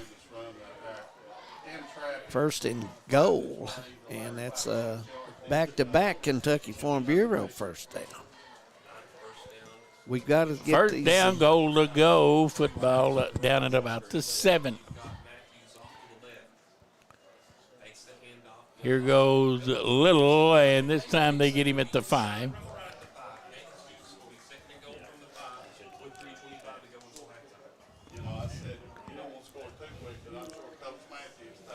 Nice defense there by Moody for Bourbon County. Clock continues to run at 3:10. Both teams have turned it over one time. Bourbon County turned it over. Looks like did Matthews. He get in? Yes, he did. Yep. Nice run right off the right Matthews side. with the touchdown run, and Letcher Central increases the lead to 20-6.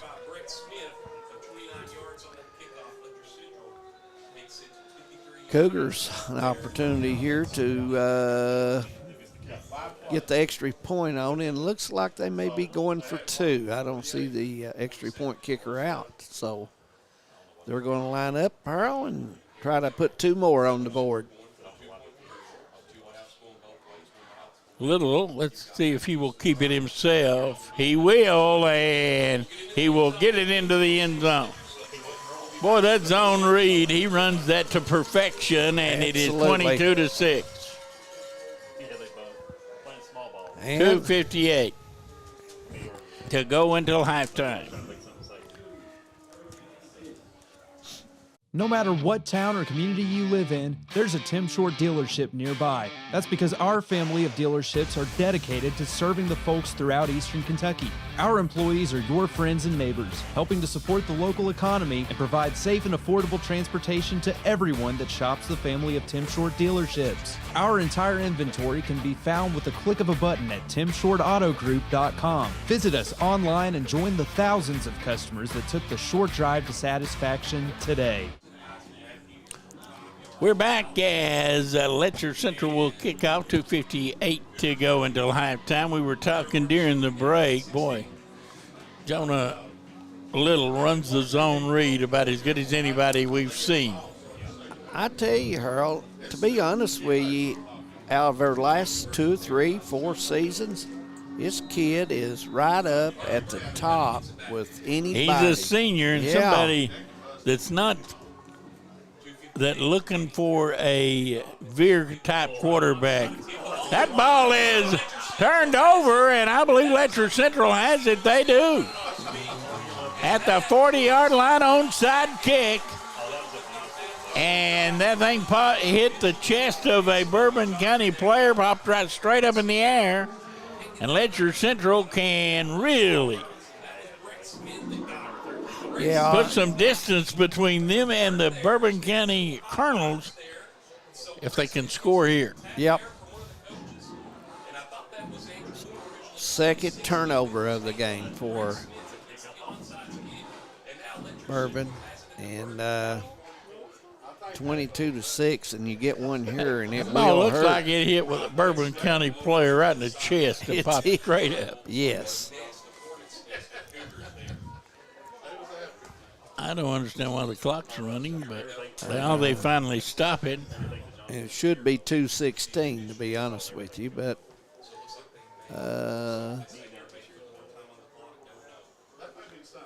I'm sure they'll talk about it right now.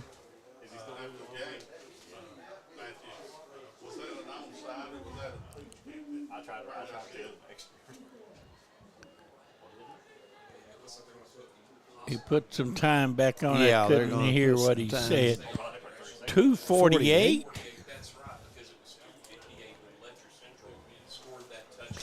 And here we go. And that will be 1st and 10 for the Cougars with 2:48 to go, and the Cougars will have it. Little turned and trying to get outside. They hem him in this time, short yardage, maybe 2. They give him 3, 2nd down and 7. Ross in on the tackle, first for Bourbon County. They'll speed it up a little bit here, and Cougars with 2 timeouts left in the half.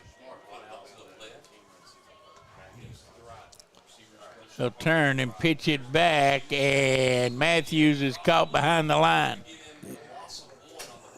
Moody in on the tackle for Bourbon County. That's his 4th tackle of the night.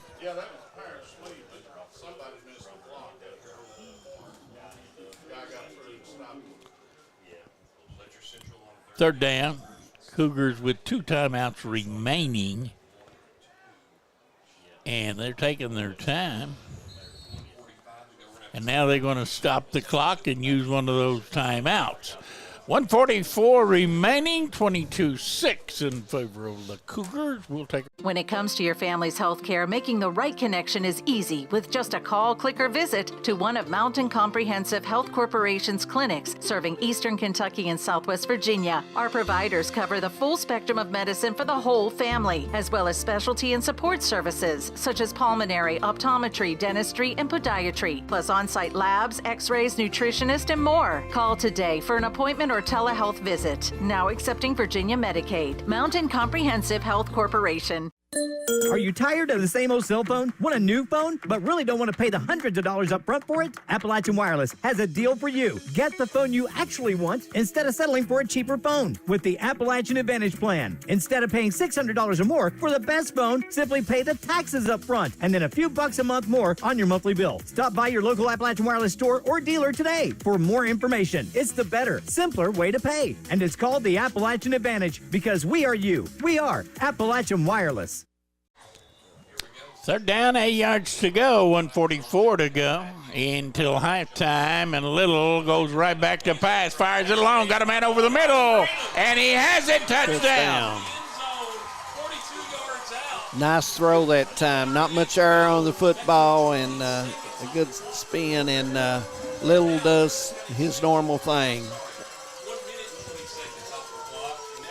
Branham was the man that got behind the defense, and Letcher Central tacks on another one. It is 28-6 with 1:38 to go.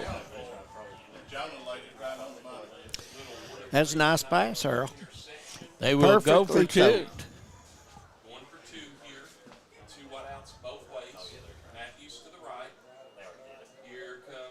Here comes Little, and did he get in? Yes, stretched it across the goal line, and it is 30-6 in favor of Letcher Central, and they have put back-to-back touchdowns on the board, David, and boy, it has been a bad last 4 minutes for Bourbon County.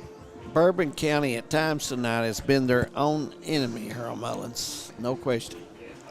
And a couple of turnovers. They went for it on fourth down in their own red zone and didn't make it. It was it's just been some very, very shoddy play by Bourbon County, and they have let Letcher Central kind of slip away. Yeah, I mean, we're very, very close. 36 points in football, and you get the running clock, and who knows, we may be headed that way. You never know. Yep.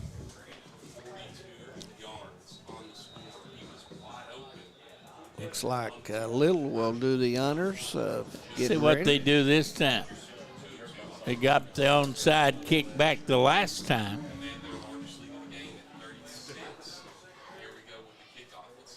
Here we go, Little again along the ground and out of bounds, and they'll bring that all the way back out to 35, should be. Are they going to re-kick? Yep. I think they had somebody offsides. Yep, left too early.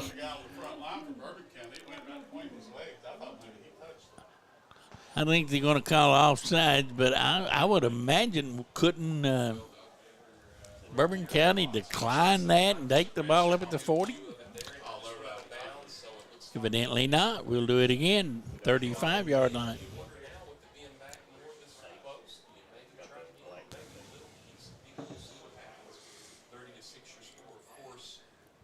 Little moves it to the hash to this side.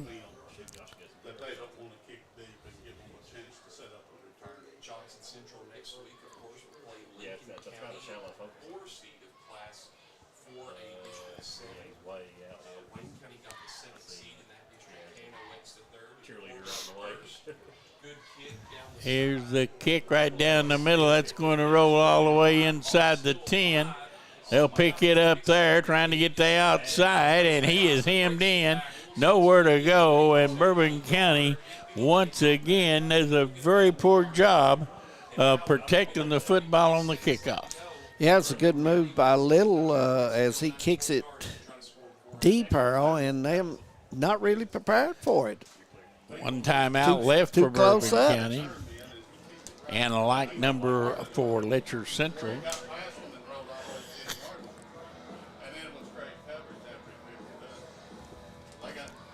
Got to protect the football here. Absolutely. You do not want to fumble or give an interception up or turnover Estes down in here. the backfield alone. Sends everybody out on a pass. He fires it long and just off the fingertips of his intended receiver, Moody. Nice pass. His receiver had a great opportunity to make a play on that football and just couldn't pull it in. Play took only 4 seconds, so conceivably Letcher Central could get the ball back.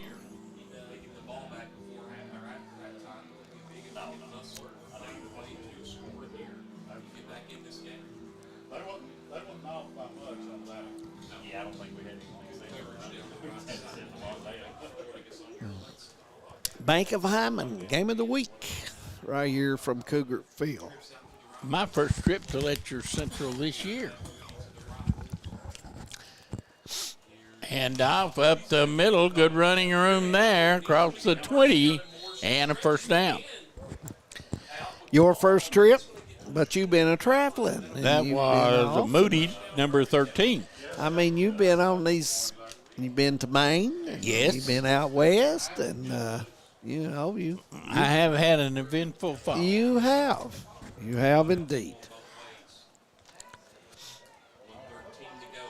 Clock running now, and Bourbon County don't seem to be in a whole big hurry. And quick pass out, complete to the 30. Number 18, that's That Smith was for Letcher on the tackle. Highlander, number 7, catching the football for Bourbon County. A timeout on the field, I believe. That was the final timeout for Bourbon County. And with 52 seconds to go, wouldn't be surprised to see him try to throw one deep. Absolutely. I mean,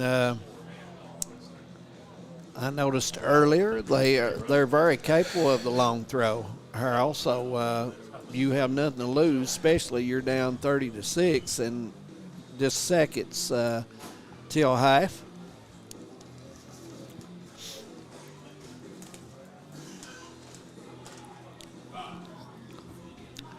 No score in the opening game of the World Series.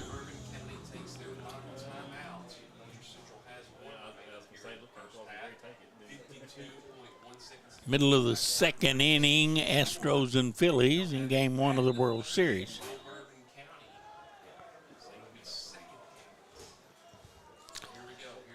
Back to pass, a complete out to Highlander again, and he is ridden out of bounds.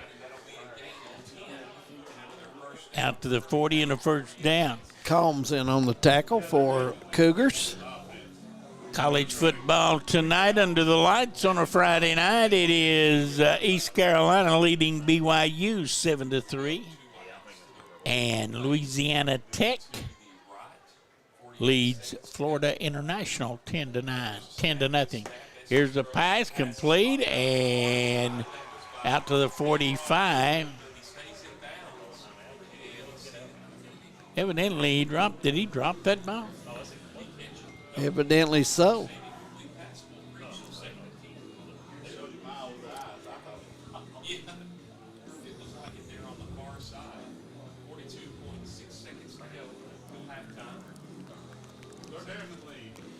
.42 seconds on the clock.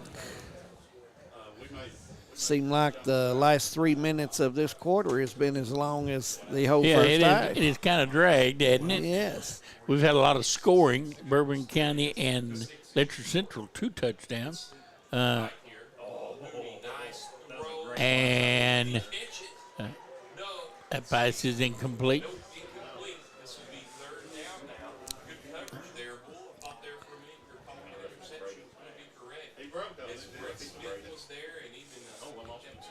Third down coming up. And 10. 37 seconds.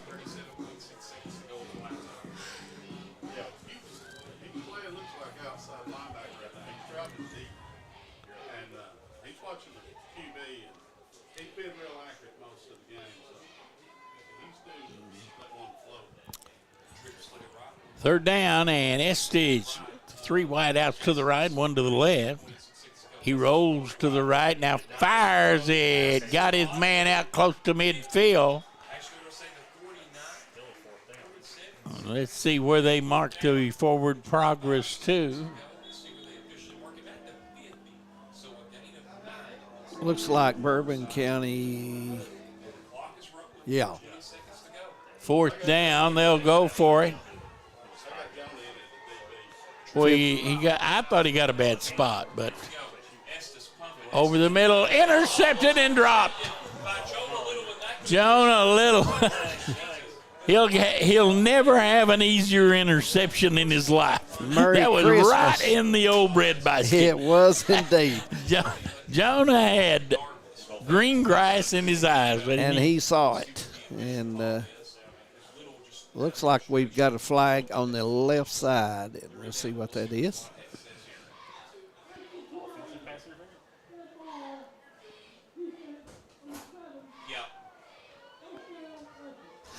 He spiked the football unsportsmanlike conduct, and I thought he was a little excited. Well, that's a little bit cheap, I thought. Yeah.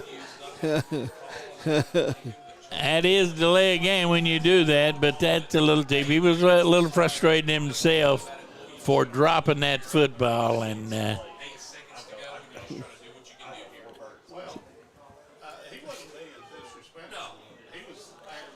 I don't know about that, but rules are rules. I think he was just frustrated. He did not make the play hurl. He thought there ain't no doubt. Yeah. He meant absolutely nothing by it. He dropped the football, picked it up, and spiked it to the ground. But, it sometimes you can, just overlook that. We're going to have a timeout. That's Letcher Central's final timeout. So let's see if Coach Matthews will draw up a special trick play maybe or something here they've worked on for this particular point in the game. So it's a penalty. College football tomorrow, and you read some scores from tonight. A few games going on as well. Yeah, a couple of games going on tonight. Yeah. I watched a really good college game last night. North Carolina State beat Virginia Tech by 1. Really good game. Yeah.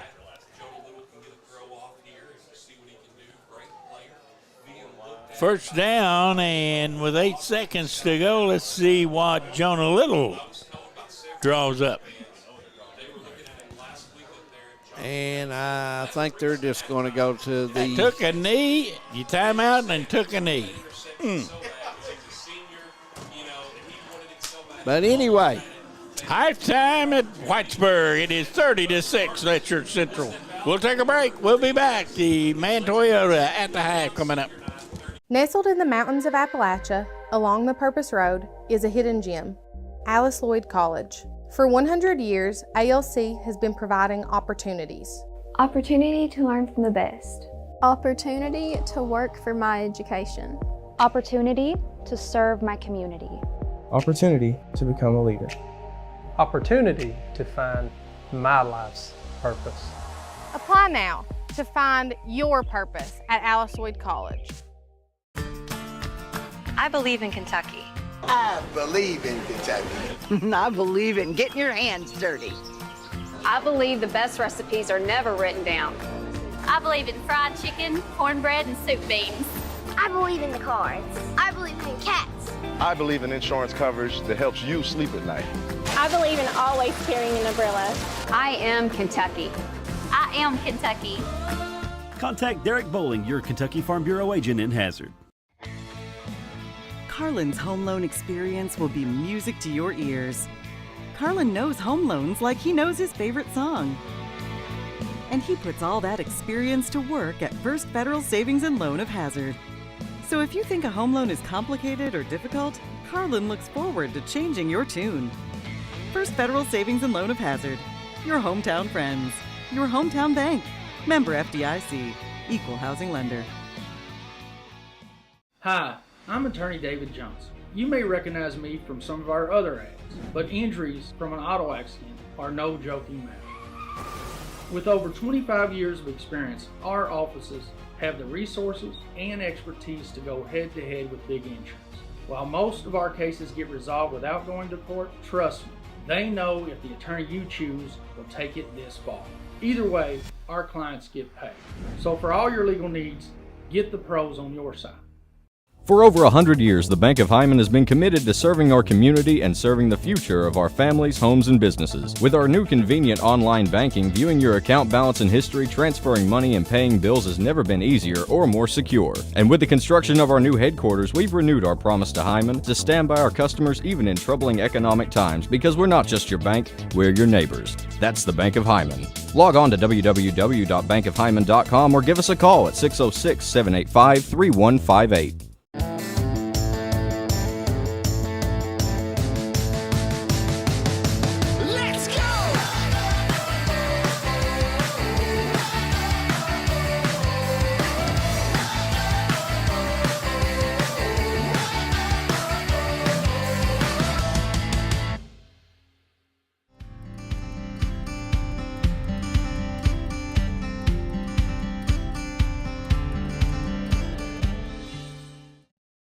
At HCTC, you're more than just a student. I am motivated. I am retired. I am a grandmother. I am a veteran. I am an entrepreneur. I am a son. I am a small business owner. I am HCTC.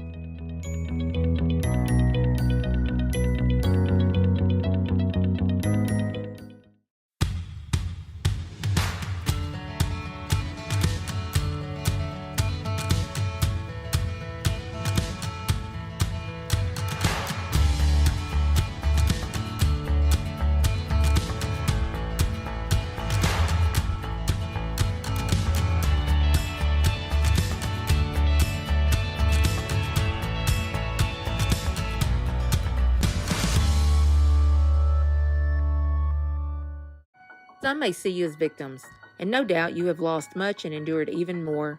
But we at KRCC see you as the strong and resilient survivors that you are, and our team stands ready side by side with you as you rebuild your lives and we help rebuild the communities that we all hold so dear. If you need our help, please call KRCC at 1-800-262-7491 or stop by any KRCC location and ask for help. KRCC cares. I'm Brock Childers, candidate for Knott County PVA in the upcoming November election. Our current PVA.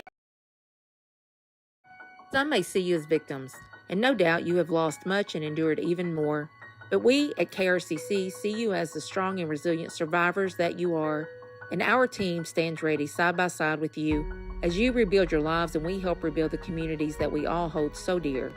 If you need our help, please call KRCC at 1-800-262-7491 or stop by any KRCC location and ask for help. KRCC cares.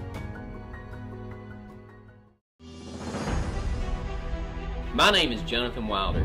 For years, myself and Ryan Mosley were litigation attorneys at two of Kentucky's busiest law firms. We've joined together with one goal in mind: provide the highest level of legal representation possible to Eastern Kentuckians injured in car wrecks and by acts of negligence. Here at the Wilder Law Firm, we are East Kentucky's trial team.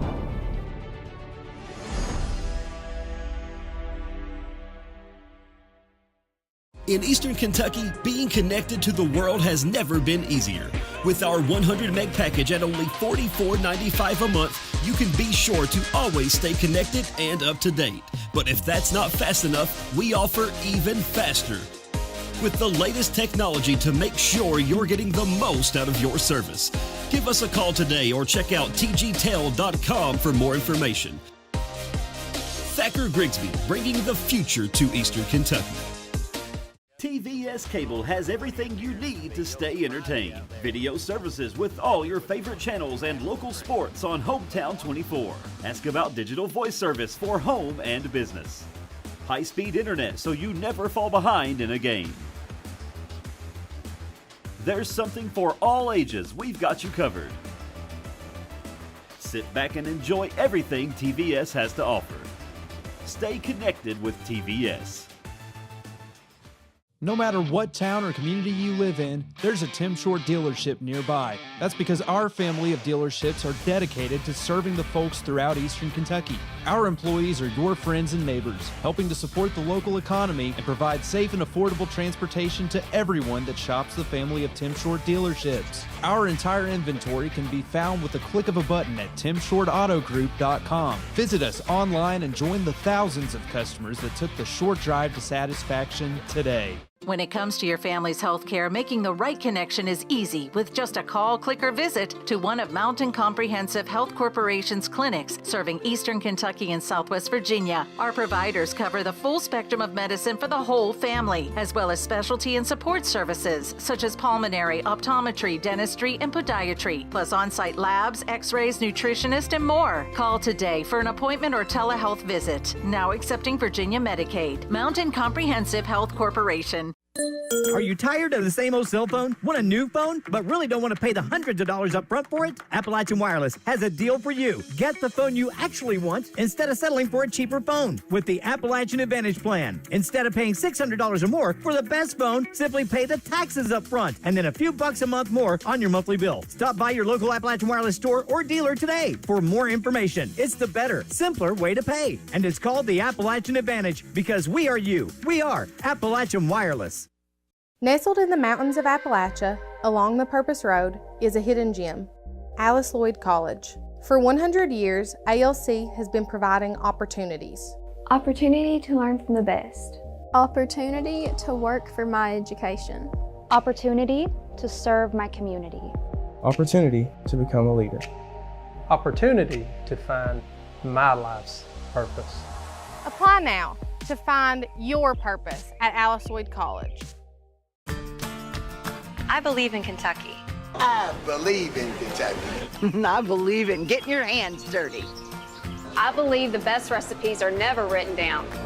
I believe in fried chicken, cornbread, and soup beans. I believe in the cards.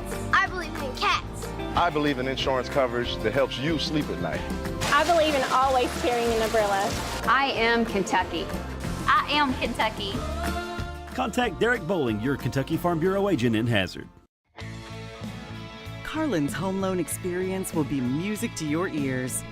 Carlin knows home loans like he knows his favorite song. And he puts all that experience to work at First Federal Savings and Loan of Hazard. So if you think a home loan is complicated or difficult, Carlin looks forward to changing your tune. First Federal Savings and Loan of Hazard. Your hometown friends. Your hometown bank. Member FDIC. Equal housing lender.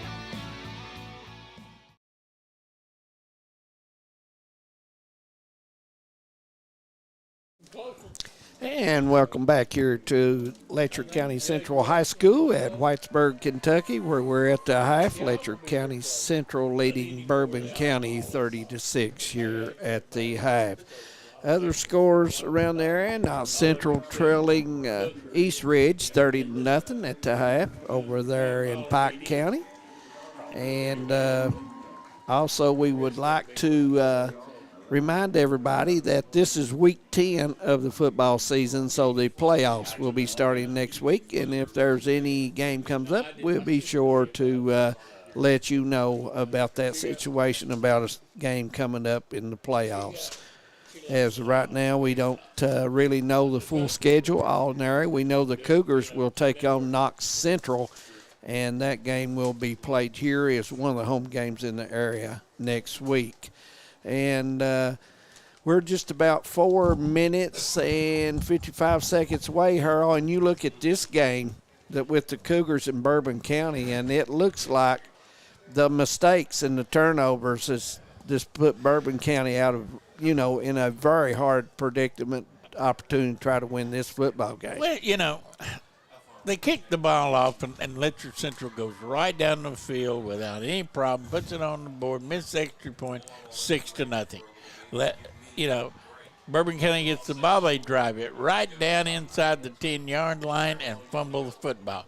They put it in the end zone, kick the extra point, take the lead. Who knows? But instead, they've given up. They went for it fourth down about the 30-yard line. Didn't at their own 30.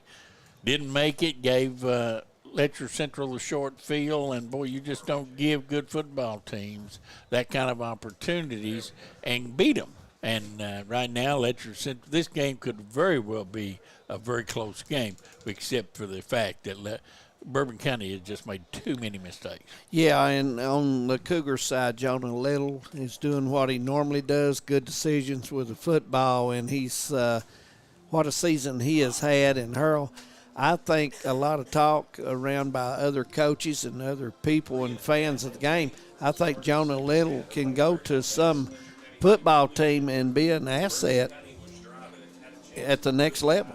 Yeah, I think you're right. And you know, somebody, who was it that somebody sent you a text telling us about the kid's name that transferred from Knox Central, the Division I tight end, but he's really, from what I'm understanding, Gavin Chadwell. He's about 6'6". I think he'll be about junior this year. He's already been recruited by Power 5 conference teams for football, but that young man is down there to try to take Reed Shepherd back to Lexington. Oh, absolutely, basketball. And you know they need that. They didn't have any size last year. No. Well, they may have a little this year. Well, it looks like we're about 2.5 minutes away. We're going to take a quick break on the Man Toyota at the half, and we want to thank you for being with us. Did you give the score that we got? I did give the score. 30, and this is the last game of the year for Knox County.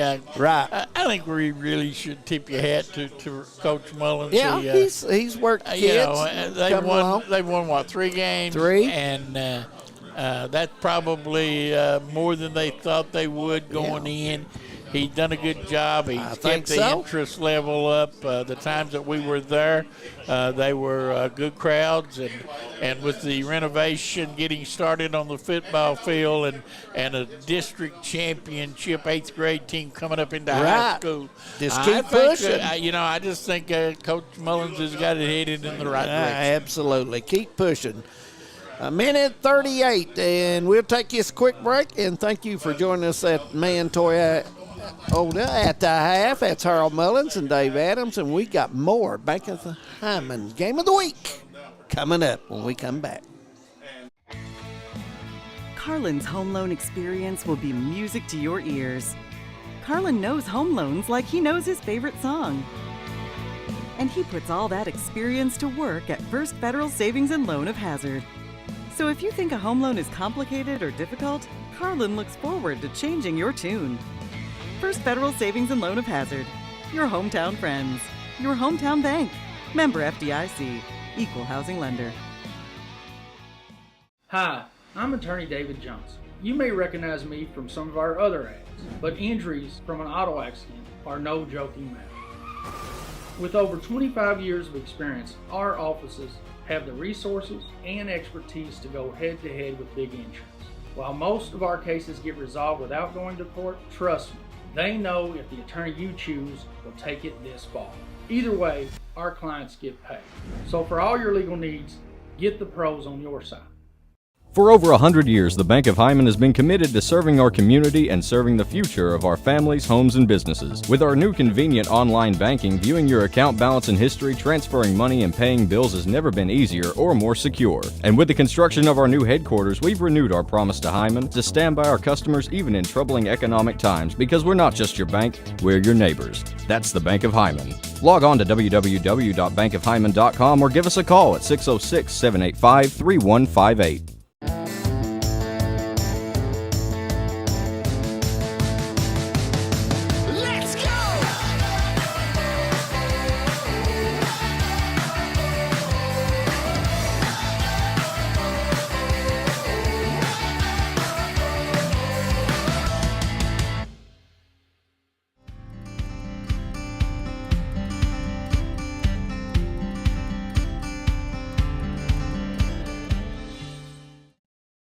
At HCTC, you're more than just a student.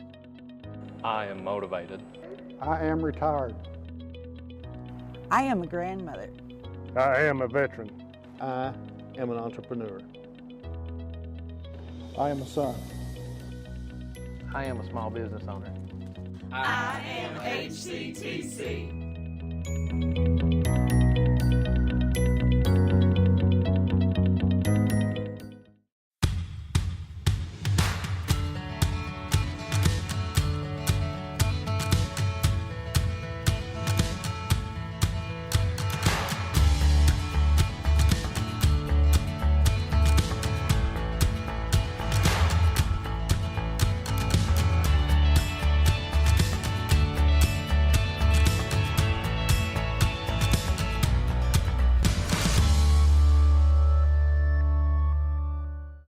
Some may see you as victims, and no doubt you have lost much and endured even more.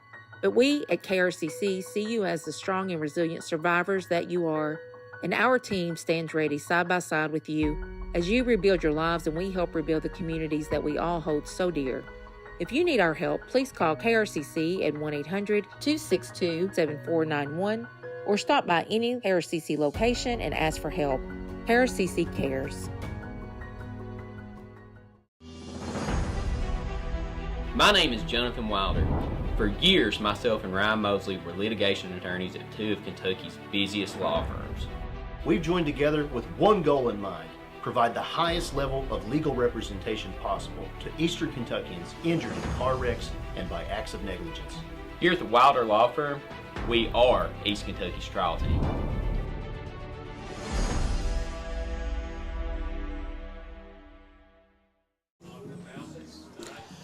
Welcome back to Letcher County Central High School, the Cougar football field on the Bank of Hyman, game of the week. Getting ready for the second half, Bourbon County and Letcher County Central. And the Cougars will be getting ready to kick off to start the second half, 30-6. A big first half by the Cougars, took advantage of the Bourbon County turnovers, had an onside kick and two other miscues, and Cougars make them pay dearly for that. 30-6 lead, and Jonah Littlehurl, we're about ready to go as he gets ready to kick off, and the second half's ready to go, and Hurl's ready to go as well, and we're ready to play some more football. Bank of Hammond game of the week live from Whitesburg, Letcher Central High School. Little kicks it off. It is picked up back at the 11-yard line, looking for running room. Not much there. He gets across the 20, and that's it.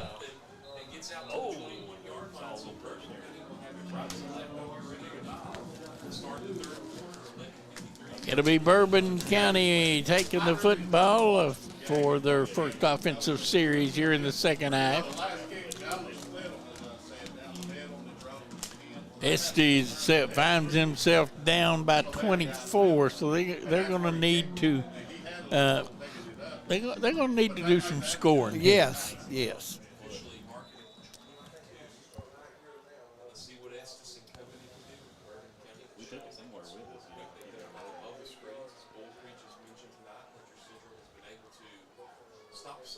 Bourbon County High School, located in Paris, Kentucky. A few miles outside of Lexington, east of Lexington. Known for horses and horse farms is Bourbon County. Pass incomplete, out to the 30, dropped, second down.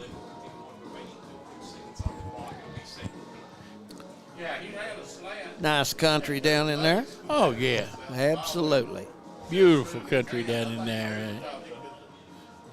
Some of the most beautiful farms in the bluegrass right down there around Paris. Paris Pike going into Paris out of Lexington. Beautiful drive. 11:51 to go, and we played 9 seconds here in the second half.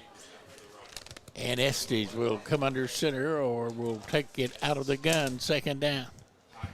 Rolls to the right and trying to get outside, cuts it back. Very little, maybe 3 yards. That was Williams in on the first contact for the Cougars on the tackle. Also assist was Day, number 5. I really like that style because he's got the option to keep going or throw it.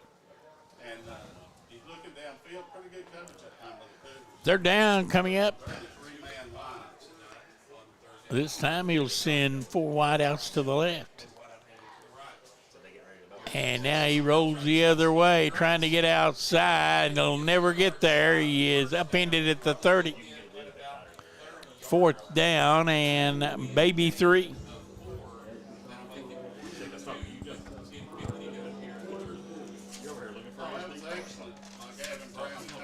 I was hoping that we had the state tournament drawing for the volleyball state tournament starting next week, but I guess we do not have it with us here today. Our congratulations go out to Wolfe County High School for their winning the 14th Region Volleyball Championship, beating Knox County Central in 4 sets. They'll go for it on no. They'll punt it away on 4th down.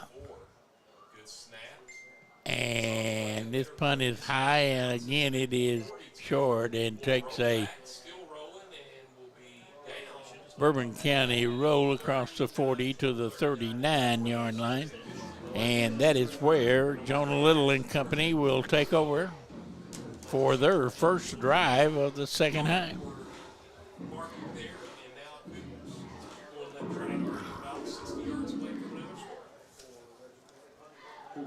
Yeah, you expect him to come out just pounding on them. They work the clock and run, of course. At the half, Breathitt County is absolutely wearing Knox Central out. The score at the half, Breathitt County 51, Knox Central 8.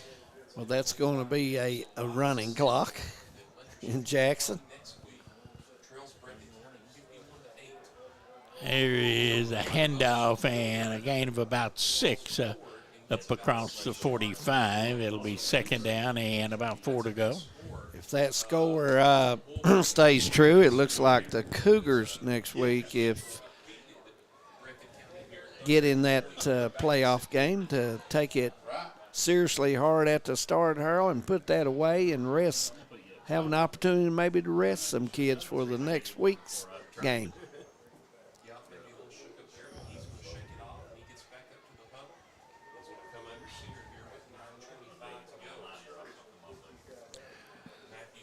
Second down, and they need 4 for a first down.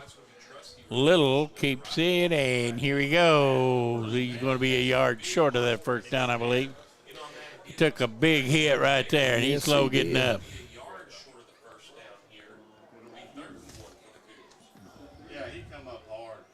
It was Goodwin of Bourbon County, number 12, with the hit, and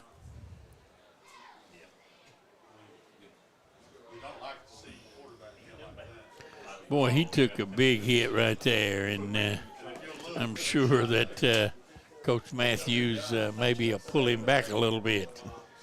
You know, he don't need to be taking hits like that with the playoffs beginning next week.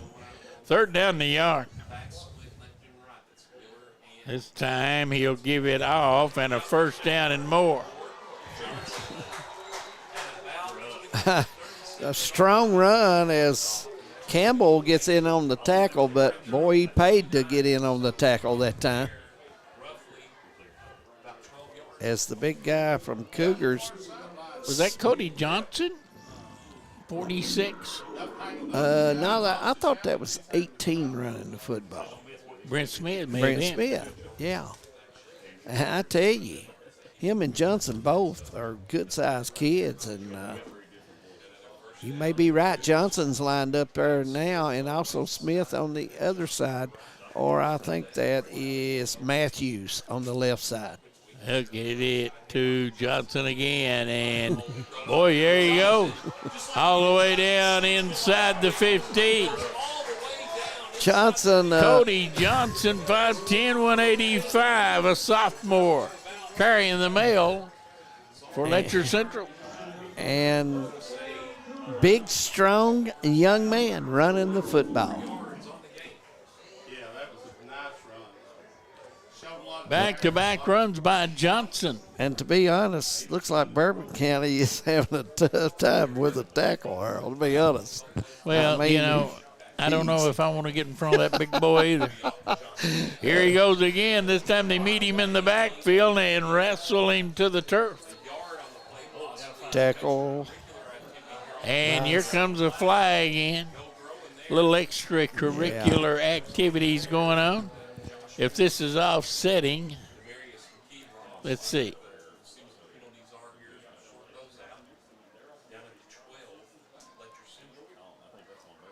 Tripp had to come out from one play where he lost his hand.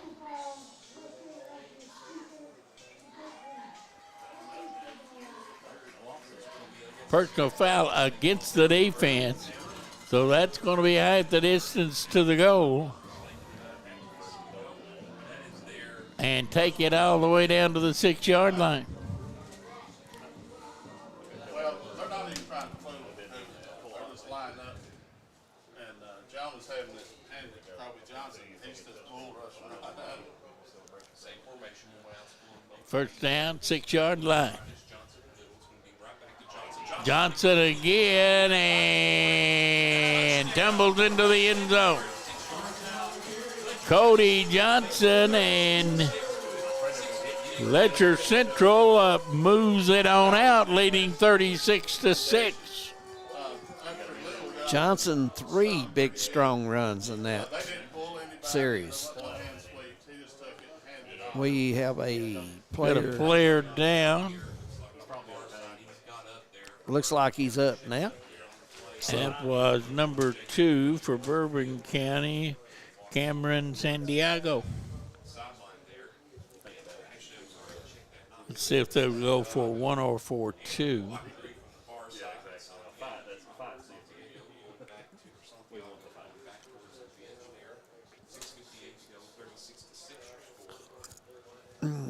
I think you're about to see Bourbon County close it down and begin to think about the long ride back home. Absolutely.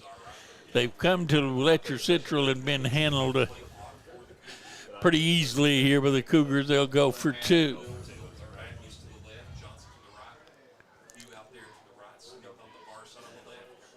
And off Johnson again, and Johnson's in the end zone with a 2-point conversion. It is 38-6, and Kobe Johnson was impressive. the big man on that drive. Very impressive running football. And now Letcher Central within 1 touchdown of a running clock.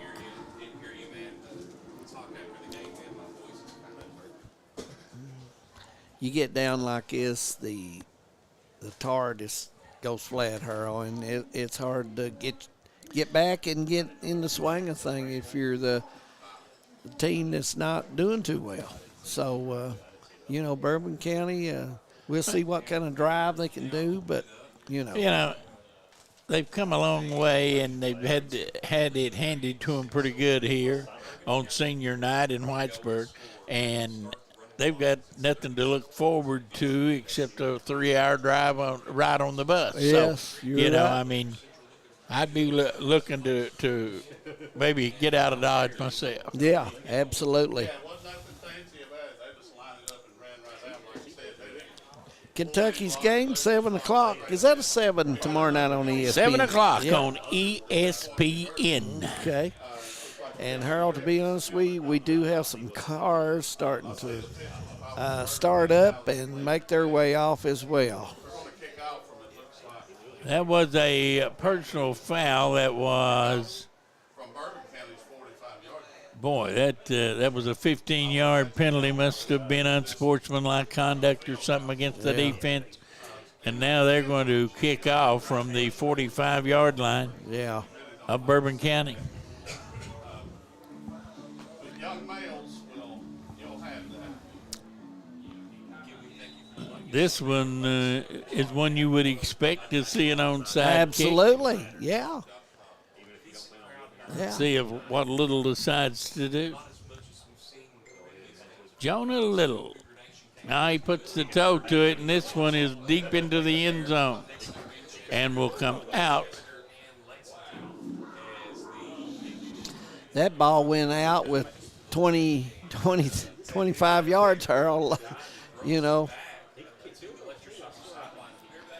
strong leg. Yes, he does, and it'll come out to the 20-yard line. First down and 10 for Bourbon County. 6:58 to go here in the third quarter. Want to thank Jim McCauley and the administration at Letcher County Central High School for allowing Hometown 24 to come up tonight. We greatly appreciate that, and always good to come up to Letcher County Central High School.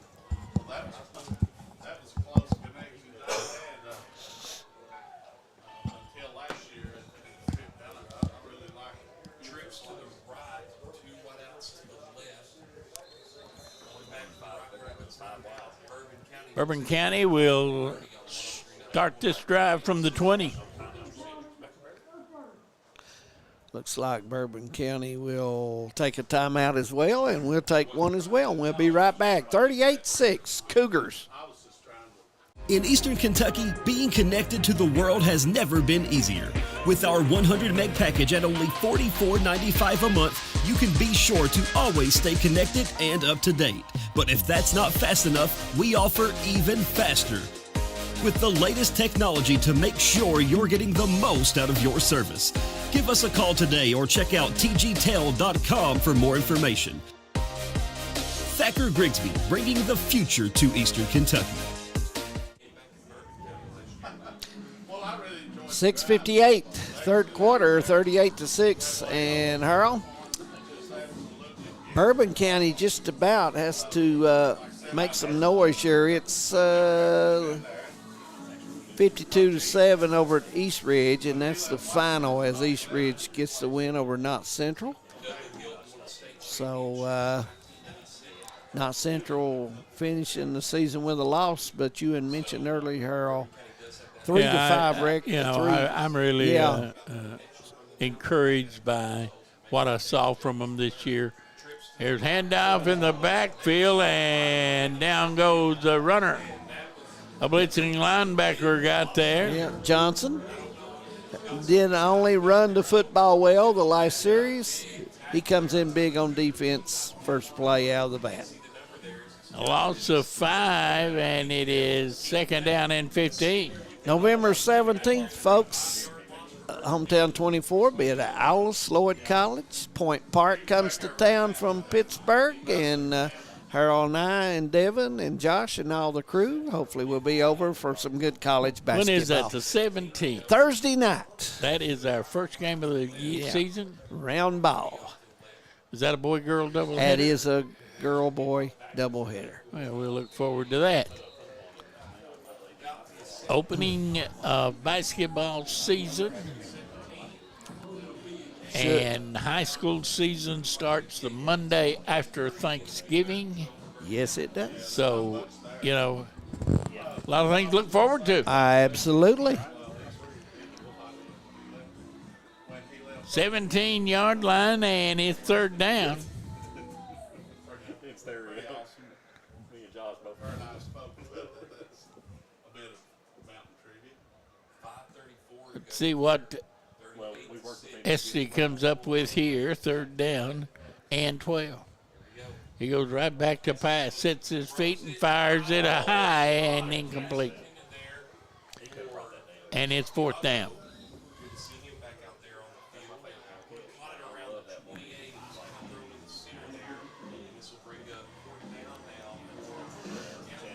Fourth down. Yep. I'm sure you'll see Bourbon County punt this thing away.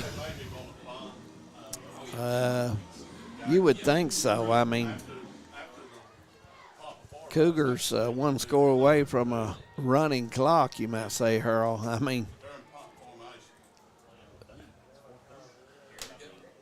you're right.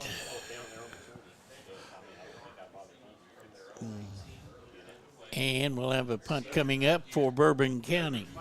Well, we certainly appreciate all the many sponsors. Bad snap. They get it away. but it's a short punt. And even takes a Cougar bounce. And they will take over at the 37-yard line. Our many sponsors that have jumped aboard this year and taken our sports package to take us through the winter into from football into basketball season, and on the collegiate level, the high school level, man, we got a list of sponsors a mile long. We appreciate them. Absolutely. And try to get those out to you in a little bit and run down the list that we have, and hopefully you will stop by our many sponsors and tell them you enjoy the games, and without them it would not be possible, that's for sure. First down, Letcher Central, 5:16 to go in the third. And still in there and throwing deep. Got a man wide open. Touchdown. And Jonah Little throws the big pass. From Little. And it is 44-6. And we have a running clock time. So this game will be shortened by quite a bit.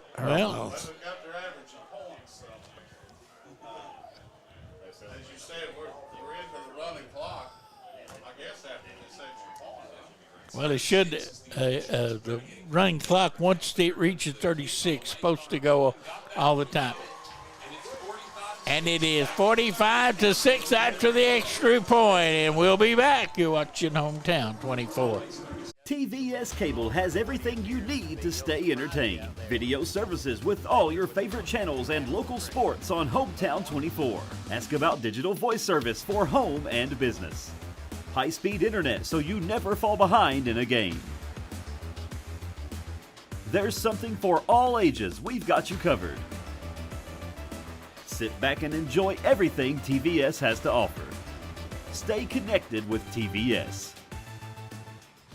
No matter what town or community you live in, there's a Tim Short dealership nearby. That's because our family of dealerships are dedicated to serving the folks throughout Eastern Kentucky. Our employees are your friends and neighbors, helping to support the local economy and provide safe and affordable transportation to everyone that shops the family of Tim Short dealerships. Our entire inventory can be found with the click of a button at timshortautogroup.com. Visit us online and join the thousands of customers that took the short drive to satisfaction today. Kickoff coming up, clock running. We're under a running clock situation. And onside. Here's the kickoff. It was just covered by Bourbon County. Practice kick, no question. Bourbon County, 1st and 10.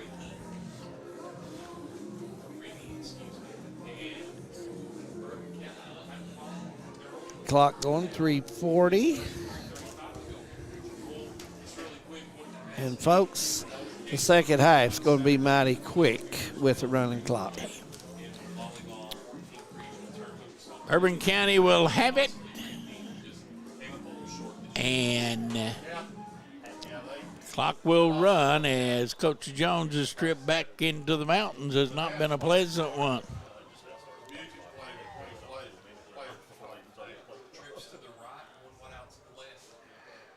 Bourbon County under center, got a new quarterback, fires it over there, complete.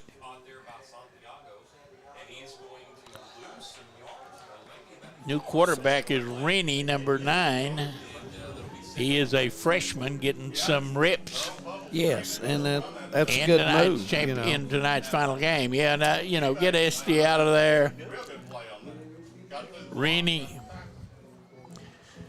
a freshman getting going to get some valuable snaps. Yeah, and I think you'll see Coach Matthews on the Cougar side bring some new people in as well and give them some experience with, especially the clock is running, and give them some reps and see what next year could bring a look for them. Well, this is a senior-dominated football team, this Bourbon County. 18 seniors on this roster.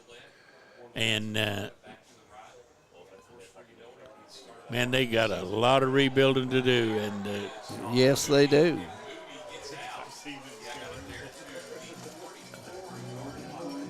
That was Bailey in on the tackle for the Cougars. Yeah, everybody congratulated Mr. Bailey on that. He fought the block all the way to the sideline. fans playing. That's a tremendous play. Great effort.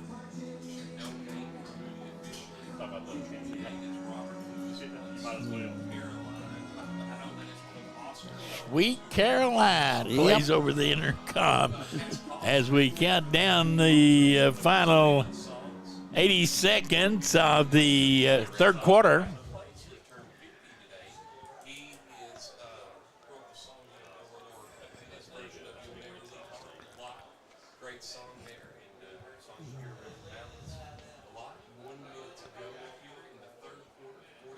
Rennie, the freshman quarterback, in there, third down. And what do we got? Letcher Central wanted a flag for a false start, but Rennie completes the pass out ahead across the 40. And don't know if yes, we should have maybe one more play. The play clock is not started yet, but it should have. The play clock will be turned off during running clock. Oh, yeah, that's true. You're right, Earl. So I don't think you'll get another play off because quarter. Because it don't matter, does it? You think? It just don't matter. We're down to 5 seconds. 3 with a score. Letcher Central 45. Bourbon County 6. Join us, won't you, for the fourth quarter. It'll be a quick one. We'll be right back. Absolutely. When it comes to your family's health care, making the right connection is easy with just a call, click, or visit to one of Mountain Comprehensive Health Corporation's clinics serving Eastern Kentucky and Southwest Virginia. Our providers cover the full spectrum of medicine for the whole family, as well as specialty and support services such as pulmonary, optometry, dentistry, and podiatry, plus on-site labs, x-rays, nutritionist, and more. Call today for an appointment or telehealth visit. Now accepting Virginia Medicaid. Mountain Comprehensive Health Corporation. Welcome back to Letcher County Central. And Harold, if you noticed, the cheerleaders are in different sweaters called Halloween. I guess they are putting color in there here at Whitesburg. They seem to be in a festive mood. They do. They do. Good crowd on hand here for senior night, and hats off to the Letcher Cougars. They will complete this regular season at 7-3. I was there for one heartbreaking loss, and that was at Hazard after they took the lead twice in the fourth quarter, only to see Hazard score in the last seconds to edge them out. But this team, it will play Knox Central, and that is next Friday night right here at Whitesburg as the playoffs begin. Rennie back to pass, trying to get away. Now still on his feet, gets a block and jump pass. Hey, completed it out to the 50-yard line, and a flag comes in, and another flag comes in, and another flag comes in.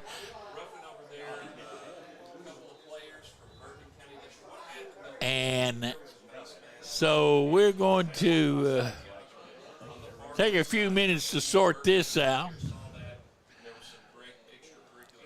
Every referee on the field threw a flag, and all of them will probably have the same thing.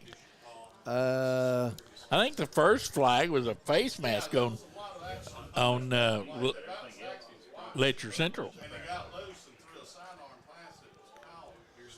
I see what we have here. It looks like. I knew the first one was a face mask. I saw that. And that was the only one.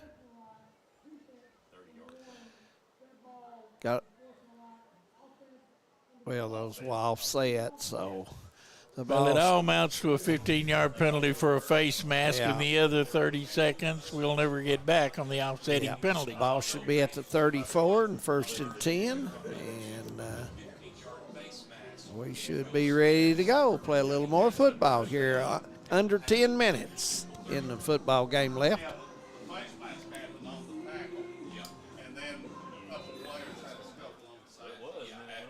First down, and I'm a little bit impressed with this freshman quarterback. Yep. Scrambles well, got a good arm. Keeps his cool. He's out there in the backfield all alone. They're coming after him, and he fires it long, and that one's going to be intercepted. No, dropped by the Cougars. Going to bring up second down. Peyton Combs was the Cougar unable to pull that one in.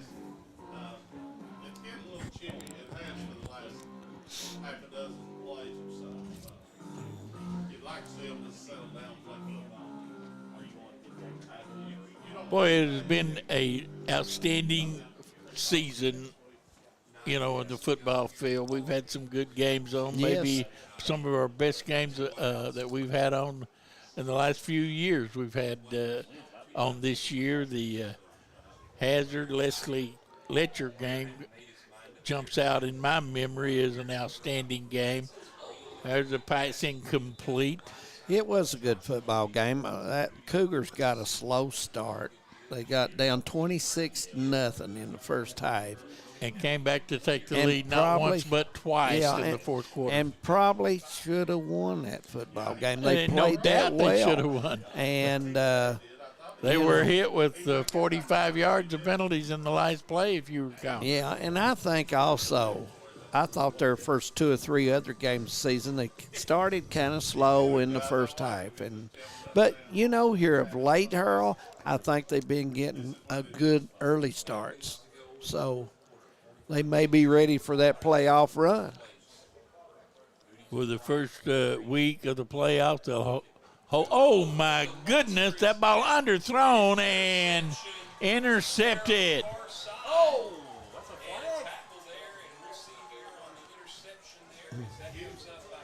flag. Boy, I'll tell you what, Rennie was welcome to the big league right there. Yes, absolutely. So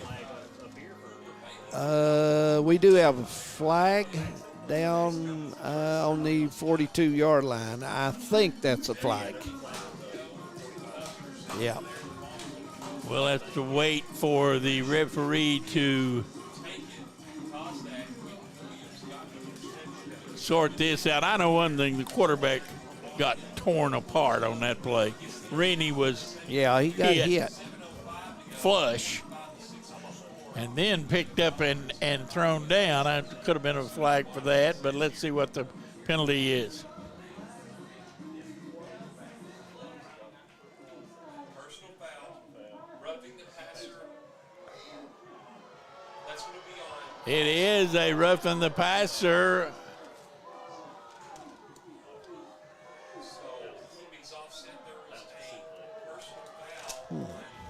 So what are we going to do? Just do it all over again?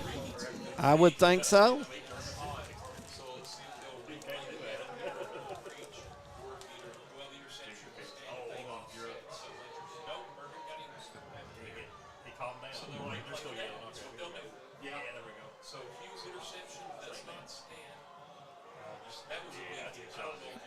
Letcher Central's coaching staff are not happy about something. Coach Matthews wanting an explanation.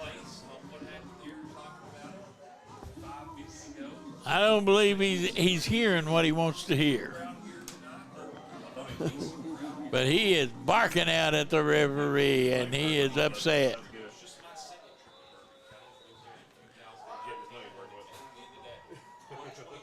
Third down. And we've had 2 minutes run off the clock since the last play. Rennie hitting the backfield.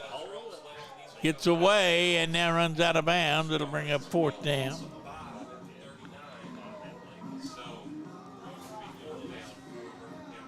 4th down coming up for Bourbon County. I'd say I would run a play. Well, I'm sure they will. And looks like Coach Matthews is going to call timeout, Harold. And I guess we can take one as well. 45-6, all Cougars. Wow. Are you tired of the same old cell phone? Want a new phone, but really don't want to pay the hundreds of dollars up front for it? Appalachian Wireless has a deal for you. Get the phone you actually want instead of settling for a cheaper phone with the Appalachian Advantage plan. Instead of paying $600 or more for the best phone, simply pay the taxes up front and then a few bucks a month more on your monthly bill. Stop by your local Appalachian Wireless store or dealer today for more information. It's the better, simpler way to pay. And it's called the Appalachian Advantage because we are you. We are Appalachian Wireless.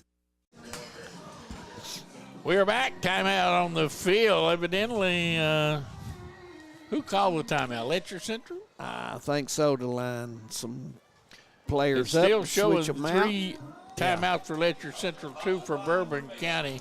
But I believe it was timeout Letcher Central. Yep. And it is 4th down coming up. Looks like Sam Webb in the they game. will start the clock. Sam, grandson of Mitch Blair, number 69.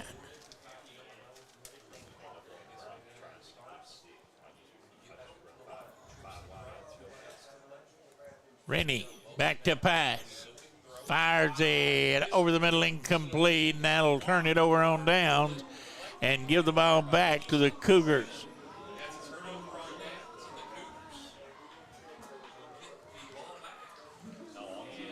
And I'm assuming the mad rush for the parking lot is about ready to begin. I would think so.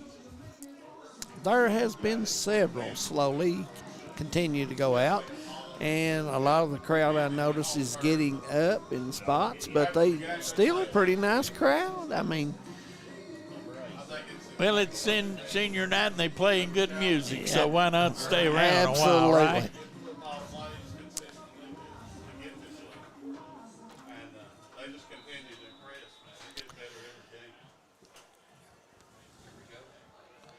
I want to thank all of our hometown crew for getting this football game ready tonight, Harold. It has been fun, and running with the football. Miller, number 8, I think.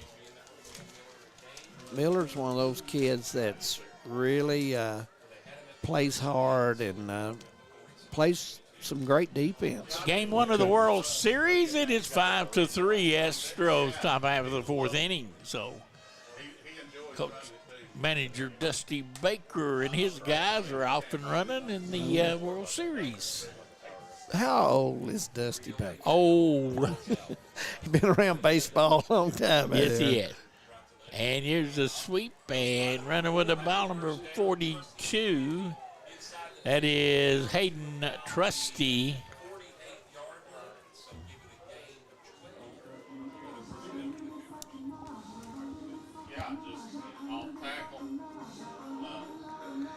New quarterback in there is Smith for Letcher Central. Miller has, or correction, Little is done for the night.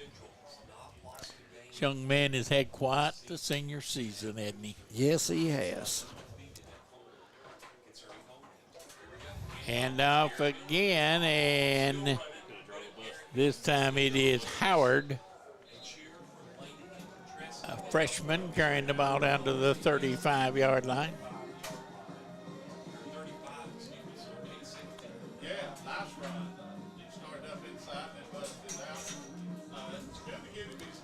That is first down, and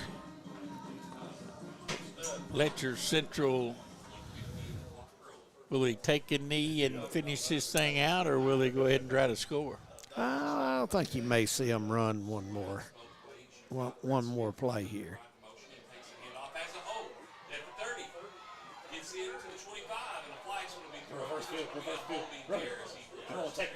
Still on his feet, and flags flying everywhere and all that, and I'm sure there was a hold over there and I'm sure that the play was coming back.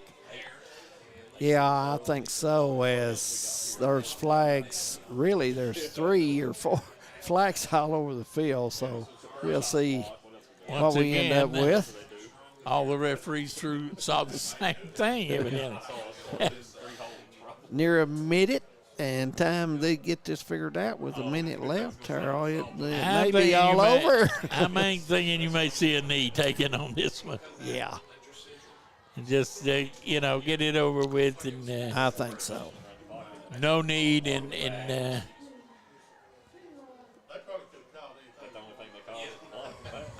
well, I think that they're not going to run another play, and so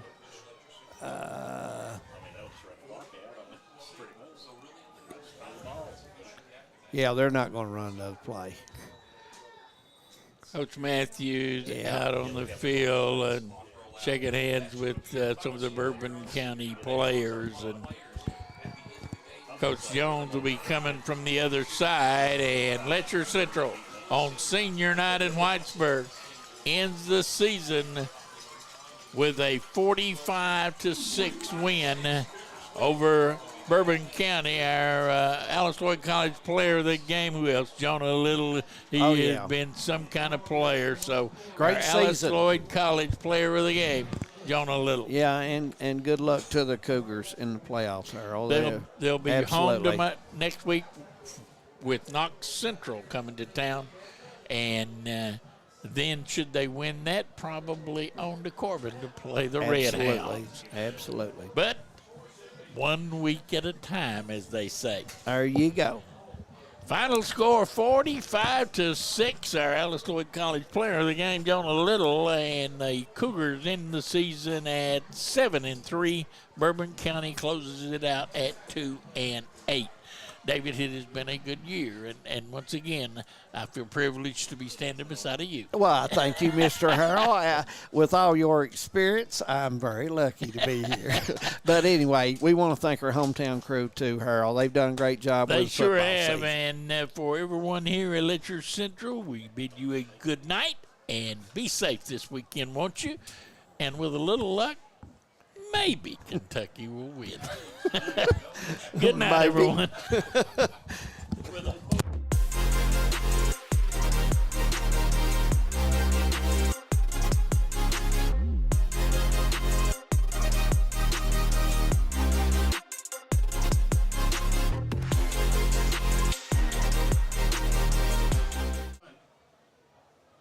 Somebody don't know where and getting hold